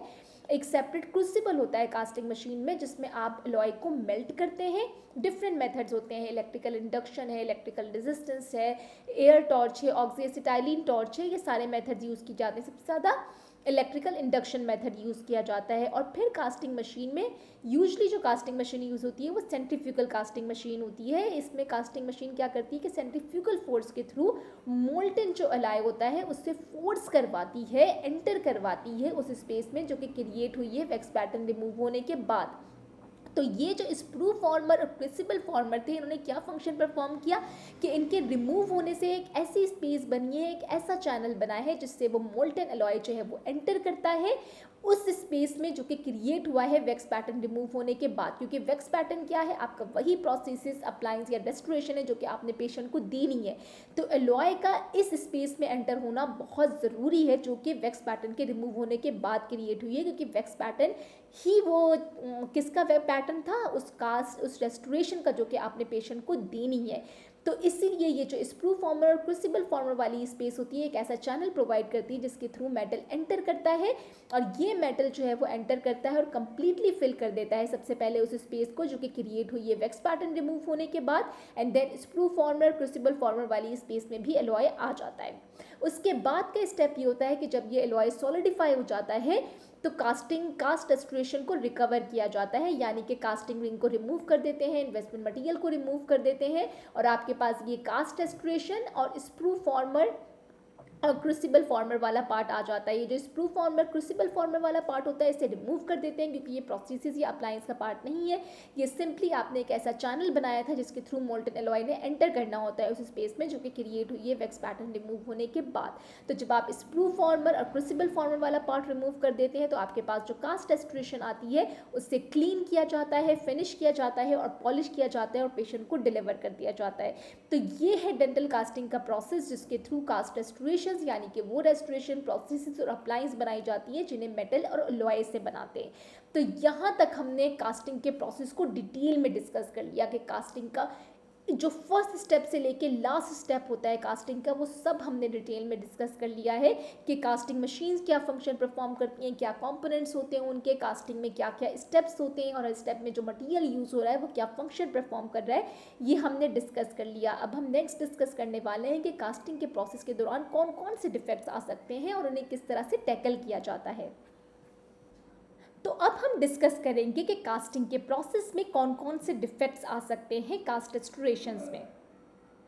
कास्टिंग के प्रोसेस के दौरान 4 टाइप के डिफेक्ट्स जो हैं वो प्रोड्यूस हो सकते हैं। सबसे पहला है finning and bubbling, porosity, incomplete casting और ओवरसाइज और अंडरसाइज कास्टिंग। अब हम इन चारों डिफेक्ट्स को वन बाय वन डिटेल में डिस्कस करेंगे। सबसे पहला डिफेक्ट जो कि कास्टिंग के प्रोसेस के दौरान प्रोड्यूस हो सकता है वो है फिनिंग का। फिनिंग कौन सा डिफेक्ट होता है जो कि कास्ट रेस्टोरेशन में आ सकता है कि अगर इन्वेस्टमेंट मटेरियल को बहुत ज़्यादा रैपिडली हीट कर दें, यानी कि अगर हमने डिस्कस किया था इस लेक्चर में कि इन्वेस्टमेंट मटेरियल को बहुत स्लोली हीट किया जाता है ताकि इन्वेस्टमेंट मटेरियल क्रैक ना हो और गैसेस जो हैं वो जो कि रिलीज़ हो रही हैं उसको हीट करने के दौरान वो जो है वो उस कास्टिंग रिंग से या इन्वेस्टमेंट मटेरियल से रिलीज़ हो सके। तो इसलिए हमेशा बहुत स्लोली हीट किया जाता है इन्वेस्टमेंट मोल्ड को। लेकिन अगर इन्वेस्टमेंट मोल्ड को आपने बहुत ही रैपिडली हीट कर दिया है तो उसकी वजह से क्या होता है कि क्रैक्स बन जाते हैं इन्वेस्टमेंट मोल्ड में, यानी और इन्वेस्टमेंट मोल्ड किससे बना हुआ है, इन्वेस्टमेंट मटेरियल से। तो इन्वेस्टमेंट मटेरियल में जो है वो क्रैक प्रोड्यूस हो जाते हैं रैपिड हीटिंग करने की वजह से। तो इसकी वजह से क्या होता है कि जो रैपिड हीटिंग की वजह से क्रैक्स बन जाते हैं, तो बाद में जब आप मोल्टन एलॉय को फ्लो करवाते हैं उस स्पेस में जो कि क्रिएट हुई है वैक्स पैटर्न रिमूव होने के बाद, तो वो जो मोल्टन एलॉय होता है वो उन क्रैक्स में भी फ्लो कर जाता है और उन क्रैक्स में भी जब मोल्टन एलॉय फ्लो कर जाता है तो इस तरह से कास्ट रेस्टोरेशन से ये एक्स्ट्रा एलॉय जो कि उस क्रैक में प्रोपगेट कर गया है अटैच हुआ होता है, जिसकी वजह से फिन लाइक जो है वो अपीयरेंस आ रही होती है। तो इस डिफेक्ट को फिनिंग कहा जाता है और इसकी वजह से ये फिन लाइक एक्स्ट्रा एलॉय जो है वो कास्ट रेस्टोरेशन में अटैच हुए होते हैं। तो ये जो फिनिंग का डिफेक्ट होता है इसकी वजह से ये नहीं होता कि आपको कास्ट रेस्टोरेशन दोबारा बनानी पड़ जाती है, बल्कि फिनिशिंग और पॉलिशिंग में फिर आपको ये जो एक्स्ट्रा पार्ट होता है इसे रिमूव करना होता है, बहुत ज़्यादा टाइम लगता है फिनिशिंग पॉलिशिंग करते हुए। लेकिन अगर ये फिनिंग का जो ये डिफेक्ट है, ये फिन्स है, अगर ये किसी ऐसी जगह पे आ जाए कास्ट रेस्टोरेशन के जो कि बहुत ही क्रिटिकल होता है अप्लायंस प्रोसेसेस रेस्टोरेशन की फिटिंग के लिए, तो फिर आपको दोबारा से वो कास्ट रेस्टोरेशन बनानी पड़ती है।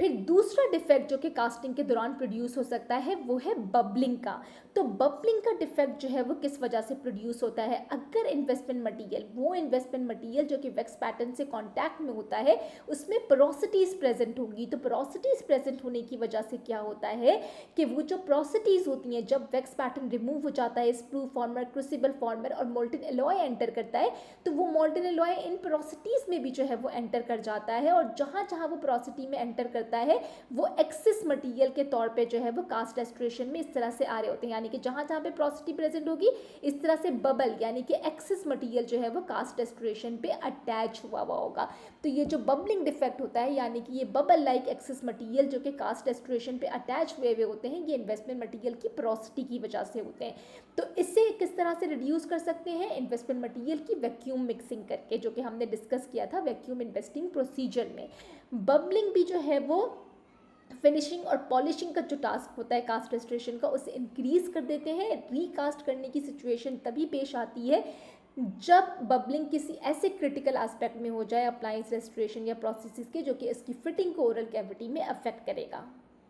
तो यहाँ पे अभी हमने डिस्कस कर लिए 2 डिफेक्ट्स जो कि कास्टिंग की प्रोसेस के दौरान प्रोड्यूस हो सकते हैं और वो थे फिनिंग और बबलिंग। तीसरा डिफेक्ट जो कि कास्टिंग की प्रोसेस के दौरान प्रोड्यूस हो सकता है वो है इनकम्प्लीट कास्टिंग। इनकम्प्लीट कास्टिंग से मतलब क्या है? इनकम्प्लीट कास्टिंग से मतलब ये होता है कि जो वैक्स पैटर्न है, वैक्स पैटर्न आपने क्या किया है कि वैक्स पैटर्न किसे कहते हैं कि जो अप्लायंस प्रोसीजर और रेस्टोरेशन आपने बनानी है उसे आपने पहले वैक्स पैटर्न पे बनाया है और बाद में आप उस वैक्स पैटर्न को उस मटेरियल से रिप्लेस करते हैं जिससे आपको वो प्रोसेस अप्लायंस या रेस्टोरेशन चाहिए। तो कास्टिंग के प्रोसेस में ये जो वैक्स पैटर्न होता है जो कि स्प्रू फॉर्मर और क्रूसिबल फॉर्मर से अटैच हुआ होता है, तो इसका बेसिक एम ये होता है कि ये जो स्पेस है जो कि वैक्स पैटर्न के रिमूव होने के बाद क्रिएट हुई हुई है, यहाँ पे मोल्टेन एलॉय का सही से फिल करना बहुत ज़रूरी है, क्योंकि यही तो वो रेस्टोरेशन अप्लायंस या प्रोसेस है जो कि आपने पेशेंट को बना कर देनी है, जिसका आपने वैक्स पैटर्न बनाया था और अब वो वैक्स पैटर्न रिमूव हो गया है, वहाँ पे एम्प्टी स्पेस है, अब वहाँ पे मोल्टेन एलॉय ने आना है। तो मोल्टेन एलॉय का इस स्पेस को जो कि क्रिएट हुई है वैक्स पैटर्न रिमूव होने के बाद, इससे फिल करना बहुत ज़रूरी है क्योंकि यही आपकी रेस्टोरेशन बनेगी। तो अगर मोल्टेन एलॉय इस स्पेस को फिल नहीं कर रहा तो इसका मतलब कि इनकम्प्लीट कास्टिंग हो रही है, कास्ट रेस्टोरेशन ही पूरा नहीं बन रहा, कास्टिंग ही कंप्लीट नहीं हो रही। तो तीसरा जो सबसे बड़ा डिफेक्ट कास्टिंग के दौरान प्रोड्यूस हो सकता है वो है इनकम्प्लीट कास्टिंग का, यानी कि वो स्पेस ही मोल्टेन एलॉय से कंप्लीटली फिल नहीं हो रही जो कि क्रिएट हुई है वैक्स पैटर्न रिमूव होने के बाद। इसके मल्टीपल रीजंस हो सकते हैं। सबसे पहला रीज़न जो है वो इसका ये है कि improper positioning of the sprue. Improper positioning of the sprue,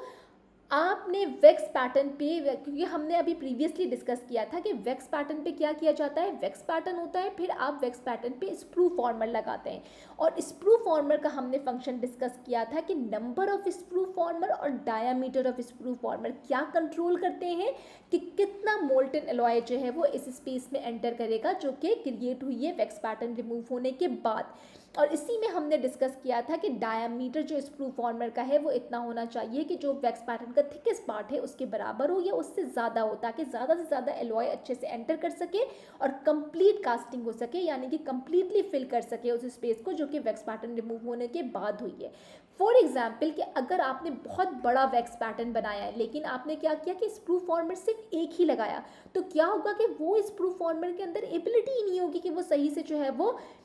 fill कर सके उस स्पेस को जो कि क्रिएट हुई है वैक्स पैटर्न रिमूव होने के बाद, क्योंकि स्प्रू फॉर्मर एक ही लगाया है, रास्ता एक ही है मोल्टेन एलॉय के एंटर होने का और स्पेस बहुत बड़ी है। तो इसलिए नंबर ऑफ स्प्रू और थिकनेस ऑफ स्प्रू जो कि हम प्रीवियसली भी डिस्कस कर चुके हैं, इसका बहुत ज़्यादा इंपॉर्टेंट रोल होता है उस कंप्लीट कास्टिंग के होने में, यानी कि उस स्पेस के फिल होने में जो कि क्रिएट हुई है वैक्स पैटर्न के रिमूव होने के बाद के वहाँ पे सही से एलॉय जो है वो एंटर करे और उसे कम्प्लीटली फिल कर सके। वो नंबर ऑफ स्प्रूज और डायामीटर ऑफ स्प्रू पे बहुत ज़्यादा डिपेंड करता है, लेकिन मेक श्योर करना होता है कि आप उतने ही स्प्रूज लगाएं जितना जो है वो रिक्वायर्ड है। ऐसा नहीं कि आपकी 4 से कम्प्लीटली फिलिंग हो सकती थी स्प्रूज से लेकिन आपने 6 या 7 लगा दिए, क्योंकि जितने ज़्यादा आप नंबर ऑफ स्प्रूस लगाते हैं वैक्स पैटर्न के साथ, तो ये स्प्रू क्या होते हैं कि कास्ट रेस्टोरेशन बनने के बाद ये स्प्रू आप रिमूव करते हैं, आप ये सारे स्प्रूस रिमूव करते हैं। तो जब भी रिमूव करते हैं वहाँ पे बहुत अच्छे से फिनिशिंग और पॉलिशिंग करनी होती है, तो फिनिशिंग और पॉलिशिंग का टास्क बढ़ जाता है जब भी आप नंबर ऑफ स्प्रूस ज़्यादा लगाते हैं। तो नंबर ऑफ स्प्रूस आपने इतने लगाने हैं कि वो कैविटी या वो स्पेस सही से फिल हो जाए जो कि वैक्स पैटर्न रिमूव होने के बाद क्रिएट हुई है, और अननेसेसरी एक्सेस नंबर ऑफ जो है वो स्प्रू फॉर्मर नहीं लगाने होते। इसके बाद जो दूसरा जो इनकम्प्लीट कास्टिंग का रीज़न हो सकता है वो ये है कि जब इम्प्रॉपर बैलेंस होता है between molten alloy temperature and temperature of the mould. ये हमने इन्वेस्टमेंट मटेरियल में भी इस पॉइंट को बार बार डिस्कस किया और इस लेक्चर में भी हम ये वाला पॉइंट डिस्कस कर चुके हैं कि जो इन्वेस्टमेंट मोल्ड होता है उसका टेम्परेचर और जो मोल्टेन एलॉय एंटर कर रहा है उस स्पेस में जो कि क्रिएट हुई है वैक्स पैटर्न रिमूव होने के बाद, इन दोनों के टेम्परेचर के बीच में बैलेंस होना बहुत ज़रूरी है। सेम टेम्परेचर होना चाहिए, तभी जो है वो मोल्टेन एलॉय अच्छे से उस स्पेस को फिल करेगा जो कि क्रिएट हुई है वैक्स पैटर्न रिमूव होने के बाद। अगर मोल्टेन एलॉय का मेल्टिंग टेम्परेचर जो है वो बहुत ही कम है, यानी कि आपने सही से एलॉय को मेल्ट ही नहीं किया है, तो वो सही से फिल ही नहीं कर पाएगा क्योंकि वो फ्लो ही नहीं कर रहा होगा, वो सही से मेल्ट ही नहीं हुआ हुआ। और अगर इन्वेस्टमेंट मोल्ड का टेम्परेचर कम है तो एलॉय जैसे ही एंटर होगा उससे वहाँ पे कम टेम्परेचर मिलेगा, वो सॉलिडिफाई होना शुरू हो जाएगा, हो सकता है वो यहीं पे सॉलिडिफाई हो जाए और यहाँ पे जो है वो उस एरिया को फिल ही ना कर सके जो कि क्रिएट हुई है वैक्स पैटर्न रिमूव होने के बाद। तो इसलिए इन्वेस्टमेंट मोल्ड और मोल्टेन एलॉय के टेम्परेचर के बीच में बैलेंस का होना बहुत ही ज़रूरी है। इसके उसके बाद जो है वो इनकम्प्लीट कास्टिंग का एक रीज़न ये भी हो सकता है कि इनसफिशिएंट थ्रस्ट क्रिएट हो ड्यूरिंग कास्टिंग, क्योंकि अभी हमने डिस्कस किया था कि कास्टिंग के स्टेप में से एक इम्पॉर्टेंट स्टेप क्या होता है। कास्टिंग के स्टेप हम किसे कहते हैं? बेसिकली कास्टिंग के स्टेप कहते हैं वो उस स्टेप को जिसमें मोल्टेन एलॉय को आप एंटर कराते हैं उस स्पेस में जो कि क्रिएट हुई है वैक्स पैटर्न रिमूव होने के बाद। तो कास्टिंग मशीन में डिफरेंट जो है वो फोर्सेस यूज़ की जाती हैं। एयर प्रेशर होता है, गैस होती है, स्टीम होती है। मोस्ट कॉमनली अब जो कास्टिंग मशीन है वो सेंट्रीफ्यूगल फोर्स जो है वो यूज़ करती हैं मोल्टन एलॉय को एंटर कराने के लिए इस कैविटी में जो कि क्रिएट हुई है वैक्स पैटर्न रिमूव होने के बाद। तो सेंट्रीफ्यूगल फोर्स किस तरह से क्रिएट होती है? होता ये है कि कास्टिंग रिंग जो है वो एक चेन से अटैच हुई होती है जिसे कास्टिंग आर्म भी कहा जाता है, और वो इस कास्टिंग रिंग को रोटेट करता है, बहुत तेज़ी से उसे घुमाता है कास्टिंग रिंग को इस तरह से। तो एक थ्रस्ट, एक प्रेशर डेवलप होता है जो कि पुश करता है फिर मोल्टेन एलॉय को, फिर वो प्रेशर या थ्रस्ट पुश करता है मोल्टेन एलॉय को उस स्पेस में जो कि क्रिएट हुई है वैक्स पैटर्न रिमूव होने के बाद। तो ये जो प्रेशर है, ये जो थ्रस्ट डेवलप होता है सेंट्रीफ्यूगल फोर्स के रिस्पॉन्स में, ये 3 चीज़ों पे डिपेंड करता है कि जो कास्टिंग आर्म है जो कि जिससे कास्टिंग रिंग अटैच हुई है उसकी लेंथ पे, उसकी स्पीड पे और एलॉय की डेंसिटी पे। तो जो कास्टिंग आर्म की लेंथ है और स्पीड है वो सबके लिए बराबर होती है। डिफरेंस आता है एलॉय की डेंसिटी में। तो जिस एलॉय की डेंसिटी जितनी ज़्यादा होती है तो जब उस पर सेंट्रीफ्यूगल फोर्स अप्लाई की जाती है तो वो उतना ज़्यादा थ्रस्ट क्रिएट होता है, उतना ज़्यादा प्रेशर क्रिएट होता है, और वो जितनी तेज़ी और जितनी प्रेशर से एलॉय एंटर करेगा उतना ज़्यादा अच्छे से वो जो है वो स्पेस को फिल करता है जो कि क्रिएट हुई होती है वैक्स पैटर्न रिमूव होने के बाद। तो इसीलिए वो एलॉय,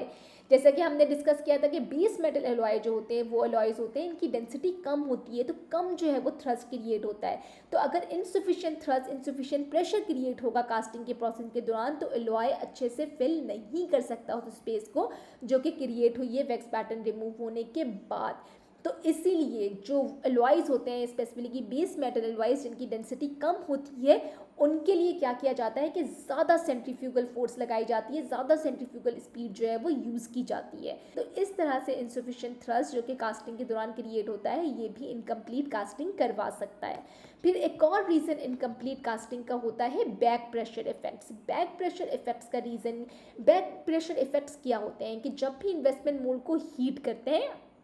या फिर इन्वेस्टमेंट मोल्ड में जब मोल्टन एलॉय एंटर कर रहा होता है और इस स्पेस को फिल कर रहा होता है मोल्टन एलॉय, तो बहुत सी गैसेस जो हैं वो रिलीज़ होती हैं। ये गैसेस अगर कास्टिंग रिंग से रिलीज़ नहीं हो सकेंगी, बाहर नहीं जा सकेंगी, तो क्या होता है कि ये गैसेस जो हैं वो यहीं पे एक्यूमुलेट हो जाती हैं कास्टिंग के कास्ट रेस्टोरेशन इस स्पेस के अराउंड जो कि क्रिएट हुई है वैक्स पैटर्न और स्प्रू फॉर्मर और क्रूसिबल फॉर्मर के रिमूव होने के बाद यहीं पे गैसेस जो है वो कास्टिंग रिंग के अंदर ही एक्यूमुलेट हो रही होती हैं। तो जब गैसेस एक्यूमुलेट हो रही होती हैं तो इसकी वजह से क्या होता है कि बैक प्रेशर जो है वो अफेक्ट आ रहा होता है, बहुत ज़्यादा प्रेशर क्रिएट हो जाता है, और उस प्रेशर की वजह से जो मोल्टन एलॉय होता है वो इस स्पेस को सही से फिल नहीं कर पाता जो कि क्रिएट हुई होती है वैक्स पैटर्न रिमूव होने के बाद। तो इस बैक प्रेशर इफेक्ट को रिड्यूस करने के लिए क्या किया जाता है कि ऐसे इन्वेस्टमेंट मटेरियल यूज़ किए जाते हैं जो कि पोरस होते हैं, जिनमें पोरोसिटी होती है प्रेजेंट, और वो अलाउ करते हैं कि गैसेस जो हैं वो बाहर निकल सकें। तो इसके लिए हमने प्रीवियस लेक्चर में डिस्कस किया था कि 3 तरीके के इन्वेस्टमेंट मटेरियल होते हैं, gypsum bonded, phosphate bonded, silica bonded. Gypsum bonded और फॉस्फेट, जिप्सम बॉन्डेड की पोरोसिटी या जिप्सम बॉन्डेड सबसे ज़्यादा पोरस होता है, आराम से गैसेस इसमें से निकल जाती हैं। फॉस्फेट बॉन्डेड भी काफ़ी पोरस होता है, उसमें से भी गैसेस आराम से निकल जाती हैं। लेकिन सिलिका बॉन्डेड में जो है वो पोरोसिटी नहीं होती, बहुत ही टाइटली पैक पार्टिकल्स होते हैं, तो बैक प्रेशर डेवलप होने के chances silica bonded investment material के साथ सबसे ज़्यादा होते हैं। तो ऐसे इन्वेस्टमेंट मटेरियल जिनमें बैक प्रेशर इफेक्ट डेवलप होने के चांसेस होते हैं उसके लिए ये किया जाता है कि वेंट्स बनाए जाते हैं, यानी कि इन्वेस्टमेंट मटेरियल में ही जो है वो आप कट्स लगा देते हैं सरफेसेस पे, कुछ जगह जगह पे कट्स लगा देते हैं, वेंट्स बना देते हैं ताकि गैसेस वहाँ से रिलीज हो जाएं और बैक प्रेशर इफेक्ट जो है वो डेवलप ना हो। इनकम्प्लीट कास्टिंग का एक और रीज़न हो सकता है cooling shrinkage of the alloy. अब cooling shrinkage of the alloy को हम एक डायग्राम की मदद से समझेंगे। अब समझते हैं कि cooling shrinkage of the alloy की वजह से किस तरह से इनकम्प्लीट कास्टिंग होती है। ये वाला पॉइंट जो है वो हम पहले भी डिस्कस कर चुके हैं कि जो स्प्रू फॉर्मर होता है उसका डिज़ाइन इस तरह का रखा जाता है कि स्प्रू फॉर्मर के डायमीटर में हमने डिस्कस किया था कि स्प्रू फॉर्मर का डायमीटर हमेशा वैक्स पैटर्न के थिकेस्ट पार्ट के बराबर होता है या उससे ज़्यादा होता है। वो इसलिए रखा जाता है ताकि जो एलॉय स्प्रू फॉर्मर वाली इस प्लेस में प्रेजेंट है वो एलॉय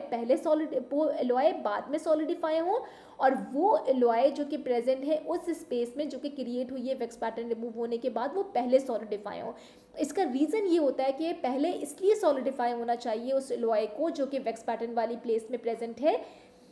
कि अगर, क्योंकि जब भी सॉलिडिफिकेशन होती है एलॉय की तो उसमें कॉन्ट्रैक्शन होती है, और जब वो कॉन्ट्रैक्ट करता है मटेरियल तो उसमें पोरोसिटी आती है। तो अगर ये वाला एलॉय पहले कॉन्ट्रैक्ट करेगा जो कि प्रेजेंट है उस स्पेस में जो कि क्रिएट हुई है वैक्स पैटर्न रिमूव होने के बाद, जो कि आपकी असल रेस्टोरेशन है, तो वहाँ पे जब पहले कॉन्ट्रैक्शन होती है क्योंकि वो पहले सॉलिडिफाई होता है, तो जो उसमें कॉन्ट्रैक्शन की वजह से एक पोरोसिटी बनती है, वो जो स्प्रू फॉर्मर में जो मोल्टन एलॉय प्रेजेंट होता है वो वहाँ पे फ्लो कर जाता है और उस पोरोसिटी को कवर कर देता है। फिर वो लास्ट में जो सॉलिडिफाई होता है फिर वो स्प्रू फॉर्मर सॉलिडिफाई होता है। तो जब लास्ट में वो सॉलिडिफाई होता है तो श्रिंकेज होती है उसमें भी पोरोसिटी बनती है, लेकिन स्प्रू फॉर्मर की जगह पे पोरोसिटी अगर बन भी रही है तो कोई प्रॉब्लम की बात इसलिए नहीं होती क्योंकि वैसे भी आपने स्प्रू फॉर्मर वाले पार्ट को रिमूव करना होता है, क्योंकि स्प्रू फॉर्मर तो वो पार्ट है जो कि सिर्फ चैनल बनाता है कि मोल्टन एलॉय एंटर कर सके उस स्पेस में जो कि क्रिएट हुई है वैक्स पैटर्न रिमूव होने के बाद। तो इसीलिए उस एलॉय को पहले सॉलिडिफाई होना चाहिए जो कि प्रेजेंट है उस स्पेस में जो कि क्रिएट हुई है वैक्स पैटर्न रिमूव होने के बाद, और स्प्रू फॉर्मर की जो स्पेस है यानी स्प्रू फॉर्मर रिमूव होने के बाद जो स्पेस बनी है वहाँ पे जो एलॉय प्रेजेंट है उसे लास्ट में सॉलिडिफाई होना चाहिए। लेकिन बहुत सी जगह पे रीजंस ऐसे होते हैं कि चांसेस होते हैं कि स्टिल सॉलिडिफिकेशन जो है वो, अगर किसी भी रीज़न की वजह से आपने स्प्रू फॉर्मर का डिज़ाइन सही नहीं रखा, या अगर आपने स्प्रू फॉर्मर का डिज़ाइन सही रख दिया है और फिर भी उस क्या हुआ है कि स्प्रू फॉर्मर में जो एलॉय प्रेजेंट था वो पहले सॉलिडिफाई हो गया है, और वो एलॉय जो कि उस स्पेस में प्रेजेंट है जो कि वैक्स पैटर्न रिमूव होने के बाद फॉर्म हुई है वो बाद में सॉलिडिफाई हुआ है, तो क्या होता है कि जो लास्ट जो श्रिंकेज होती है यानी कि लास्ट जो कॉन्ट्रैक्शन होती है वो किस में होती है, उस कास्ट रेस्टोरेशन में होती है। जैसे कि आप फिगर बी में देख सकते हैं कि लास्ट में सॉलिडिफाई हुआ है, तो जो श्रिंकेज है जो पोरोसिटी है वो उस कास्ट रेस्टोरेशन में आई है, जो कि आप फिगर सी में देख सकते हैं कि कास्ट रेस्टोरेशन में आई है ये पोरोसिटी। तो इसको अवॉइड करने के लिए क्या किया जाता है, दो चीज़ें होती हैं, एक तो स्प्रू डायमीटर को वैक्स पैटर्न के थिकेस्ट पार्ट के बराबर रखा जाता है या उससे ज़्यादा रखा जाता है, या फिर आते हैं स्प्रू फॉर्मर के साथ स्प्रू रिजर्वायर, जो कि हमने देखा था कि ये स्प्रू फॉर्मर है और यहाँ पे आप अस्यूम करें कि ये स्प्रू रिजर्वायर है, क्योंकि हमने देखा था ना कि वो एक राउंड सा बल्ज होता है स्प्रू फॉर्मर में, वो स्प्रू रिजर्वायर कहलाता है। तो इस स्प्रू रिजर्वायर का काम ये होता है कि स्प्रू रिजर्वायर में बहुत ज़्यादा एलॉय प्रेजेंट होता है, तो इसका टेम्परेचर बहुत ज़्यादा देर तक हाई रहता है और स्प्रू रिजर्वायर सबसे लास्ट में सॉलिडिफाई होता है, क्योंकि इसमें एलॉय की कंसंट्रेशन सबसे ज़्यादा होती है, तो सबसे ज़्यादा देर से इसका टेम्परेचर ड्रॉप होता है। जब ये सबसे आखिर में सॉलिडिफाई होता है तो लास्ट जो श्रिंकेज होती है जिसकी वजह से कॉन्ट्रैक्शन होती है, इसकी वजह से पोरोसिटी होती है, वो भी स्प्रू रिजर्वायर में होती है। तो जो वो, और ये जो कॉन्ट्रैक्शन, ये जो पोरोसिटी होती है इसे लोकलाइज श्रिंकेज भी कहा जाता है। तो ये जो लास्ट जो श्रिंकेज है, जो पोरोसिटी है, ये स्प्रू रिजर्वायर में प्रोड्यूस करवाने के लिए इसीलिए स्प्रू फॉर्मर के साथ स्प्रू रिजर्वायर आते हैं और इन्हें यूज़ किया जाता है ताकि कास्ट रेस्टोरेशन में जो है वो कोई भी लोकलाइज श्रिंकेज या पोरोसिटी नहीं आए आखिरी में सॉलिडिफाई होने की वजह से। आई होप कि यहाँ पे आपको इनकम्प्लीट कास्टिंग के जितने भी रीजंस थे वो क्लियर हो गए होंगे। फिर तीसरा डिफेक्ट जो कि कास्टिंग के दौरान प्रोड्यूस हो सकता है वो है पोरोसिटी का। पोरोसिटी इस तरह से दिखती है कास्ट रेस्टोरेशन की सरफेस पे जैसे कि सरफेस पिटिंग हुई हुई होती है कास्ट रेस्टोरेशन की सरफेस पे, और ऐसा होता है कि समटाइम की सरफेस बिल्कुल सही लग रही होती है लेकिन कास्ट रेस्टोरेशन की, लेकिन जैसे ही आप फिनिशिंग और पॉलिशिंग करते हैं तो बहुत छोटे छोटे जो हैं वो पिट्स अपीयर होना शुरू हो जाते हैं जो कि इंडिकेट करते हैं पोरोसिटी को। पोरोसिटी या जो ये सरफेस पिटिंग होती है, सरफेस पिटिंग की वजह से जो पोरोसिटी होती है उसका एक रीज़न ये हो सकता है कि कोई इन्वेस्टमेंट का ब्रोकन पीसेस या दूसरे पार्टिकल जो है वो कास्ट रेस्टोरेशन में आके जो है वो अगर एम्बेड हो जाए तो उसकी वजह से पिटिंग हो सकती है सरफेस में। तो इसको अवॉइड करने के लिए यानी कि पिटिंग जो पोरोसिटी होती है जो कि इन्वेस्टमेंट मटेरियल के ब्रोकन पार्ट्स की वजह से या दूसरे पार्टिकल्स के गिरने की वजह से या एम्बेड होने की वजह से होती है, इसीलिए ये किया जाता है कि वैक्स पैटर्न की प्लेसमेंट को हमेशा कास्टिंग रिंग में इस तरह से प्लेस किया जाता है कि वैक्स पैटर्न ऊपर होता है और स्प्रू फॉर्मर फॉर्मर हमेशा नीचे होता है, क्योंकि अगर स्प्रू फॉर्मर ऊपर होगा और वैक्स पैटर्न नीचे होगा तो जो भी अगर इन्वेस्टमेंट मटेरियल के पीसेस ब्रेक हो रहे होंगे या कोई पार्टिकल जो है वो गिर रहा होगा तो वो सारा स्प्रू फॉर्मर के चैनल से आएगा, कहाँ पे, उस कास्ट रेस्टोरेशन में आएगा जो कि आपने बनानी है। तो इसलिए हमेशा स्प्रू फॉर्मर को नीचे की तरफ डाउनवर्ड्स इसकी प्लेसमेंट रखी जाती है ताकि कास्ट रेस्टोरेशन में कोई भी इन्वेस्टमेंट के ब्रोकन पीसेस ना आए और सरफेस पिटिंग या जो पोरोसिटी है उसके चांसेस कम हो जाए। एक और पोरोसिटी जो है वो प्रोड्यूस हो सकती है कास्ट रेस्टोरेशन में और वो है गैशियस पोरोसिटीज़। गैशियस पोरोसिटीज़ जो होती हैं वो क्या होती हैं कि जो मोल्टन एलॉय होता है जब ये लिक्विड या मेल्टेड स्टेज में होता है तो ये गैसेस एब्जॉर्ब कर लेते हैं और जब एलॉय सॉलिडिफाई होते हैं तो कुछ गैसेस जो होती हैं वो रिलीज हो जाती हैं और कुछ वैसे ही ट्रैप रह जाती हैं जिनकी वजह से गैशियस पोरोसिटीज़ आ जाती हैं।